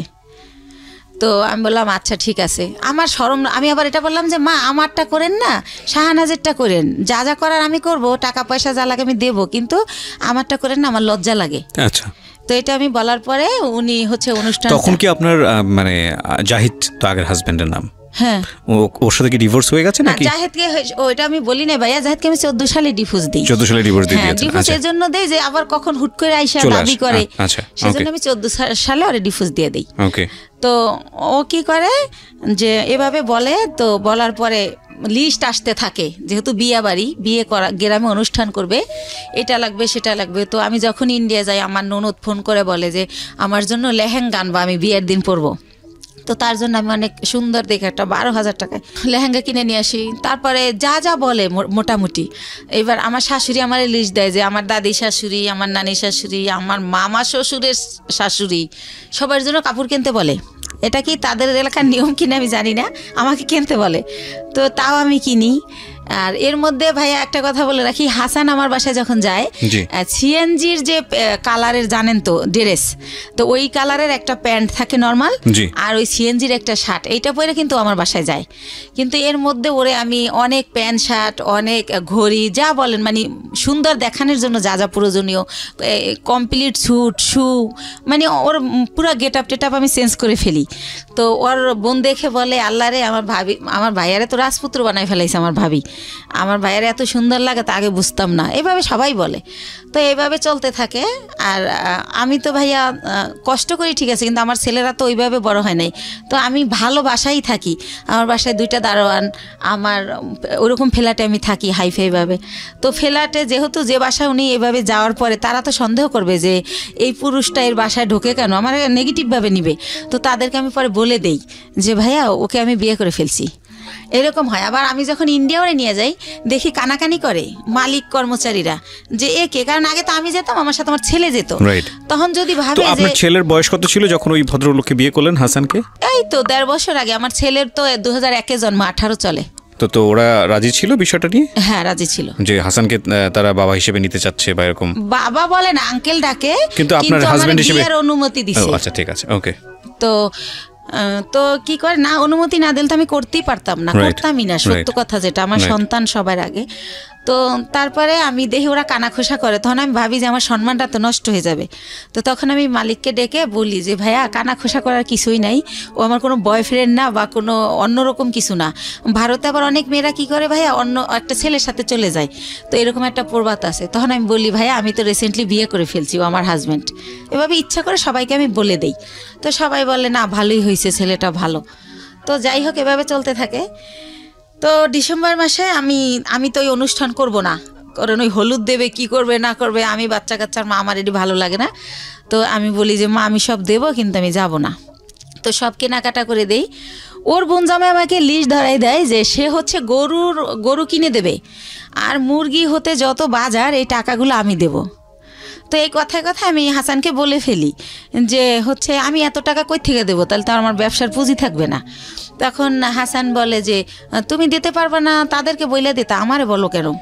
তখন আমি বলি তুমি আমার হাজব্যান্ড, আমার ভালো মন্দ তো তোমার দেখার দায়িত্ব, তুমি এখানে থাকো খাও, আমরা একসাথে না, তো তোমাকেই তো বলবো। তখন একটা পর্যায়ে ও আমাকে বলে যে তোমার তো অনেক আছে আমি যতদূর জানি, তো এখানে কত দেওয়া লাগবে, হয়তো 50,000 বা 1 লাখ টাকা লাগবে খাওয়ানে, এটা দিতে বা তোমার অসুবিধা কি? এই প্রথমবার থেকে আমি এটা কষ্ট পেলাম। তখন আমি একদিনকে কথায় আমি বলি যে মা আমার নিজের মায়ের আদরও আমি পাইলাম না, তোমারে তো মা বলেই জানি, মাই ডাকি। সে আমার একটা অনেকভাবে হাট করে, সেই কথাই বলি, মাই জানতাম এতদিন, কখন যে তুমি শাশুড়ি হয়ে গেলা বুঝতেই পারলাম না। এই কথাটা আমি বলি। বলার পরে বলে কি যে সত্য কথা বলে সবার কাছেই খারাপ লাগে, সেইভাবে রেগে বলে। তখন বলে এই শোনো, তুমি আমার ছেলেকে ইটালি পাঠিয়ে দাও। মানে শাশুড়ি বলে? আমার শাশুড়ি বলে। আমার ছেলে এই বিষয়গুলো কি আপনি আপনার হাজবেন্ডের সঙ্গে শেয়ার করতেন যে আমার শাশুড়ি এগুলো বলে, এই কথাগুলো তোমার কথা কিনা? হ্যাঁ শেয়ার করতাম। তখন হাসান কি বলতো? সে অস্বীকার যাইতো, সে বলতো আমি বলি নাই। তো তারপরে একটা সময় আমি চিন্তা করলাম যে ঠিক আছে, আমার এক বোন থাকে ইতালিতে, তো চিন্তা করলাম যাবো, ভাই ইটালি যাওয়ার অনেক খরচ, তাহলে আমার জমি বিক্রি করে দিতে হয়, তাছাড়া তো আমার টাকা নাই। তো আমি হাসানকে বললাম দেখো আমি 45,000 টাকায় জমি কিনছিলাম, রেজিস্ট্রি নিয়ে 60,000 পড়ছিল, সেই জমির দাম এখন 20 লাখ টাকা উঠে গেছে। তো এই জমি যদি এখন আবার আমি বেশি, আমার বোন কিনবে, বাইরে বেচতে দিবে না, তা আমার হয়তো 10-12 লাখ বেচতে পারবো, তাহলে তো আমার সঞ্চয় শেষ। তারপর দেখা গেল আমি কোনো কারণে যেতে পারলাম না, তাহলে তো আমার কিছুই রইলো না। তার সাথে তুমি আমি এখানে ব্যবসা করি, ভালোই তো আছি, তো ইটালি যাওয়ার দরকার কি? তখন ও বলে হ্যাঁ ঠিক আছে তাই করি, যাওয়া লাগবে না, বাদ দাও, আর বিদেশ কি ভালো নাকি, বিদেশ অনেক কষ্ট। ও বলে? হ্যাঁ, ও আমার সামনে এগুলো বলে, ওদিকে যাবার আর মায়েরে বলে যে ওরে বলো আমাকে ইতালি পাঠিয়ে দিতে। তো এটা আমি আর বুঝি না। তো একদিন আর মাই বললে ফেলে, আমি বলি যে তোমার ছেলে তো মা যেতে চায় না। তো বলে কে বলছে আমার ছেলে যেতে চায় না, তুমি আমার ছেলেরে বুঝাও, তখন আমার ছেলে কি তোমার উপরে যাবে, সেই জন্য তোমার সান্ত্বনা দেয়। তো এভাবে রূপ খুলতে থাকলো। তারপরও চলতেছিল মোটামুটি। ঈদের 2 দিন আগে হঠাৎ করে আমার শাশুড়ি আমাকে বলতেছে যে ঈদের কেনাকাটা কি শেষ করছো? তো এর মধ্যে একটা কথা ফেলে গেছি, যেহেতু ভাইয়া ডিসেম্বরে ফেলে যায়নি ঠিক, সবাই আমি দিলাম সব কিছু, ইভেন শীত, দেশে মেহমান গেলে কই ঘুমাবে, সেজন্য আমি ইন্ডিয়া থেকে কম্বল আইনে দিলাম, ঠিক আছে, বড় বড় কম্বল, তো সব কিছুই তো দিলাম। তারপরে তারা আমার কিছু দিল না, তাইলে এখন ঈদে আমি তার সব ফ্যামিলিরে কেন দিব? আর আমার কাছে অত টাকাও নাই, যেটা সত্য কথা। তো তখন আমি এবার ঈদে তাদের জন্য কোনো কেনাকাটা করি না, এই একটা কারণ। আর শ্বশুর শাশুড়িকে শুধু দেব। কিন্তু 22 রোজায় আমার শাশুড়ি আমাকে ফোন দিয়ে অনর্থক কথা শোনায়, অনেক গালাগালি করে। তখন আমি বলি মা এভাবে কথা বলতেছো কেন? তারপরে ভাইয়া ঈদের দিন সে সকালবেলা মার কাছে গেল আমার বাসার থেকে, যাওয়ার পরে সন্ধ্যাবেলা ওর বাসায় গেল, যায় বলতেছে যে আমি একটা ছেলে, আমার জীবনটাই ব্যর্থা, সিএনজি চালাইতাম তাই ভালো ছিল, একটা ঈদ গেল আমি বাবা মার কিছু দিতে পারলাম না, এবার বলতেছে। সংসারের খরচ থেকে ও দিত? না, ও কই থেকে খরচ দিবে? ও জাস্ট একবার আমার সাথে ইন্ডিয়া গেছে, একবার আমার মালের সাথে ইন্ডিয়া গেছে, এই আমার কোনো টাকা দিত না। আচ্ছা, আমার খরচই চলতো, ও আমার এখানে থাকতো, খাইতো, সবকিছু উল্টো। আরো ওর মার ওষুধ লাগবে, 2,000 টাকা পাঠাও। ওর মা আবার বললো কি তোমার শ্বশুর একটু পর চা খায়, আমি লাকড়ির চুলা জ্বালাইতে পারি না। তারপরে আমি সিলিন্ডার গ্যাস কিনতে বললাম যে মা কত টাকা লাগবে? বললো যে 5,000। তো আমি ঢাকা জিজ্ঞেস করে দেখলাম 3,000, কিন্তু শাশুড়ি বললো 5,000। তো আমি 5,000 টাকা পাঠাই দিলাম। এরকমের যখন যা চায় আমি দিচ্ছি, কিন্তু তার ছেলে আন করতেছে না, বাট আমি যা লাগতেছে সবই দিচ্ছি, কোনো করতেছি না, যেহেতু আমি বলছি যে গাড়ি চালাইও না, সেজন্য। তো এভাবে চলতেছে। তো ঈদের 2 দিন পরে হাসান আমাকে বললো শোনো তোমার একটা কথা বলি, তুমি যেহেতু 5 লাখ টাকা দিতেছো না, তাহলে যতদিন আমার এই চাকরিটা না হয় ততদিন আমি তোমার বাসায় আসতে পারবো না, এটা নিয়ে তুমি কোনো ঝামেলা করবা না। তা আমি বললাম বাসায় আসবা না, থাকবা কোথায়? কয় শাহনাজের বাসায়। আমি শাহনাজের বাসায় তো 2টা রুম, একটায় মায় থাকে, মুক্তা থাকে, আর একটা ওরা জামাইয়েরও থাকে, তুমি কোথায় থাকবা? কয় মার সাথেই থাকবো। তো এরপরে ভাইয়া কি হয়, রাতে থাকে না, আসে 1,000 টাকা 500 টাকা চায়, দেই আবার চলে যায়।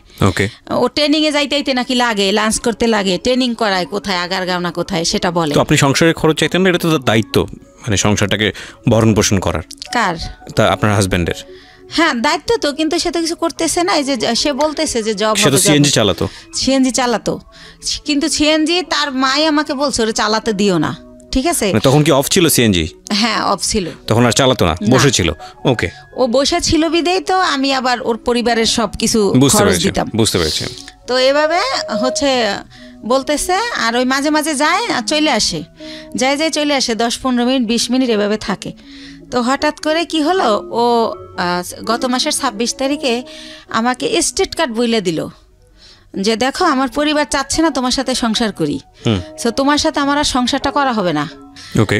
ও আর ওর বেকার থাকার আরেকটা কারণ ভাইয়া, যেটা হয় গত ঈদের 4-5 দিন পরে ওই যে ওই মেয়েটা শানু, ও আমার থেকে টাকা নিয়ে ওই মেয়েটাকে বাজার করে দেয়, ওই মেয়েটার ঘর ভাড়া দেয়।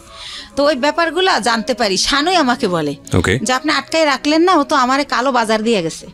তো এই ব্যাপারটা ওর মার সাথে আমি শেয়ার করি যে মা, ও আমার কাছে টাকা নিয়ে যদি তোমাদের দেয় আমার দুঃখ নাই, কিন্তু ওনা শানুরে দেয়।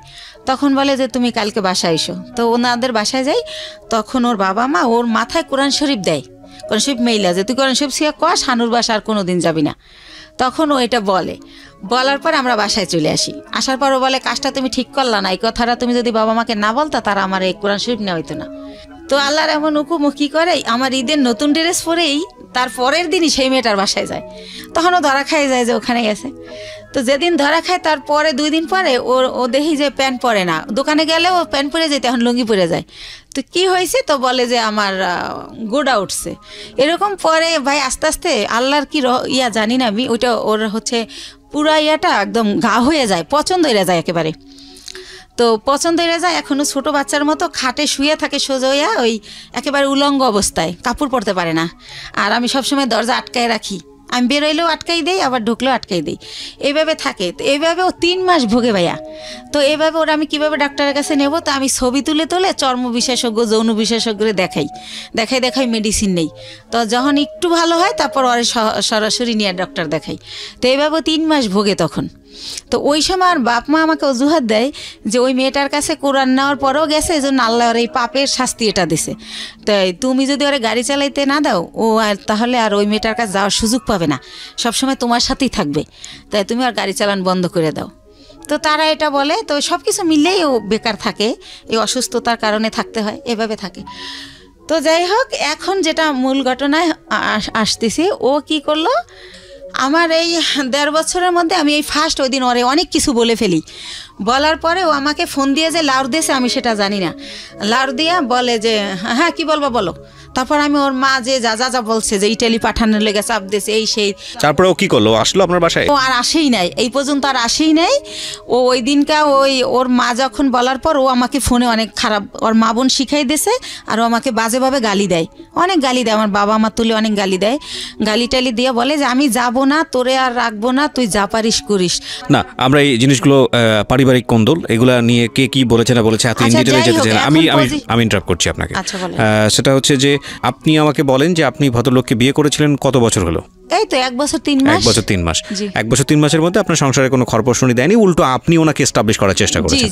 ওকে, এখন লাস্ট পর্যায়ে কি দাঁড়িয়েছে? উনি কি আপনার সঙ্গে আছেন নাকি আপনারা সেপারেট হয়ে গেছেন? না, এই যে 28 তারিখ আমার লাস্ট কথা হয়েছে, এরপরে আর এই পর্যন্ত কোনো যোগাযোগ সে আমার সাথে করে নাই। তার মা তার সিম ভেঙে ফেলছে, এখন আমি তারে ফোনে পাই না। তাহলে কি পেলেন? 1 বছর 3 মাসের শিক্ষাটা কি পেলেন, আর পুরো জীবন জুড়ে এই বৈবাহিক জীবনের শিক্ষাটা কি পেলেন? আপনি তো আজকের এই গল্পটাই বলতে এসেছেন। সবকিছু মিলিয়ে আপনি আমাকে এটা বলেন যে রেডিওতে এই গল্পটা আপনি কেন বললেন? আমি একটা মেসেজ পেয়েছি, সেটা আমি আমার মতো করে বলবো, বাট আপনি কেন আসলেন? আমি আসছি ভাইয়া যে আমি যদি আমার বাবা মা যদি যখন জানছিল যে ওই লোকটা আসলে জামাই হিসাবে না, তখনও যদি আমাকে বাদ দিত তাহলে তো আমার বেবিও হতো না। তারপরে যেহেতু আমার ভাই বোন সব এস্টাবলিশ, তাদের অনেক কিছু আছে, তারা বাইরে দেয়, কিন্তু আমি আমার বাচ্চা 2টা নিয়ে এত কষ্ট করি, এটা তারা চোখেই দেখে না। তাহলে এরকম যদি হয় ঘরে ঘরে যে কোনো ভাই বোন এক ভাই বোনকে হেল্প করবে না, তাহলে কেমনে হবে? তারপরে জীবনের প্রথম পার্টটা নিয়ে আমি শুধু এতটুকুই বলতে পারি যে আপনি অনেক দুর্ভাগ্যবান, এবং আপনার ফ্যামিলি আপনার প্রতি যেটা করেছে সেটা ভয়াবহ রকমের অবিবেচকের মতো কাজ করেছে। আপনার বাবা বেঁচে আছেন? জি, বেঁচে আছেন। তো আপনার বাবা এই যে বড়টা ভুলটা করেছে সেই ব্যাপারে কি বলে? আমার বাবা যখন জানে ওর ওই ব্যাপারটা, তখন আমার বাবা আর দিতে চায় না আমাকে, কিন্তু আমার বড় বোন আর আমার মা এটা জোর করে। আর আমার পরিবারে আমার মাই সব, আমার বাবার কোনো কথা থাকে না, মানে মা যেটা বলে ওইটা রাইট। আমার বাবা অনেক সহজ সরল, অনেক নরম। তাহলে এখানে আমার বাবা তো মনে করেন আজকে প্রায় 10 বছর সে কিছু করে না, রিটায়ার্ড, সে বেকার, তার তো কোনো দাম নাই। সেদিক থেকে তার ইকোনমিক সলভেন্সি যেহেতু নাই, তার কথার পাওয়ারও সেরকম নাই। এটা একটা মারাত্মক রকমের সমস্যা আমাদের সোসাইটিতে। অর্থের জোর সবচেয়ে বড় জোর। তো কিছুই বলার নেই আসলে। আমি আপনার মাকেও সম্মান জানাতে চাই, পরিবারের সবাইকে সম্মান জানিয়ে বলছি যে পরিবারের সদস্য যখন একজন খারাপ থাকে তখন বাকি সবারই পাশে দাঁড়ানো উচিত। এবং সেটা না দাঁড়ালে যেটা হয় যে উনি যখন পিছিয়ে পড়েন তখন পুরো পরিবারটাই আসলে পিছিয়ে পড়ে, হাজার হলেও সে আপনাদের বোন। এই জায়গা থেকে একটা বড় ভুল। আর দ্বিতীয়ত আমি মনে করি যে দ্বিতীয় ব্যাপারটা ছিল এক ধরনের ট্র্যাপে পড়া, ফাঁদে পড়া, আমি যদি ভুল না করে থাকি। আপনি কি ওনাকে এখনও আপনার লাইফে চান? আপনার যে হাজব্যান্ড যিনি হাসান, তাকে কি এখনও সংসারের জীবনে চান, নাকি আলটিমেটলি এখান থেকে আপনি একটা শিক্ষা নিয়েছেন যে না, আমার সেই মানুষটাকে আর দরকার নাই? কি বলবেন? শিক্ষা নিয়েছি, কিন্তু তারপরেও চাই, কারণ ভালো তো বাসি। একটা পুরুষকে যদি ভালোবাসার ওকেই বেসেছিলাম, বা ও ভালোবাসা যদি পাই, হয়তো খাওয়ান পরন দেয় নাই, কিন্তু সে ভালোবাসাটা মোর কাছে পেয়েছিলাম, সে কারণে ওকে পেতে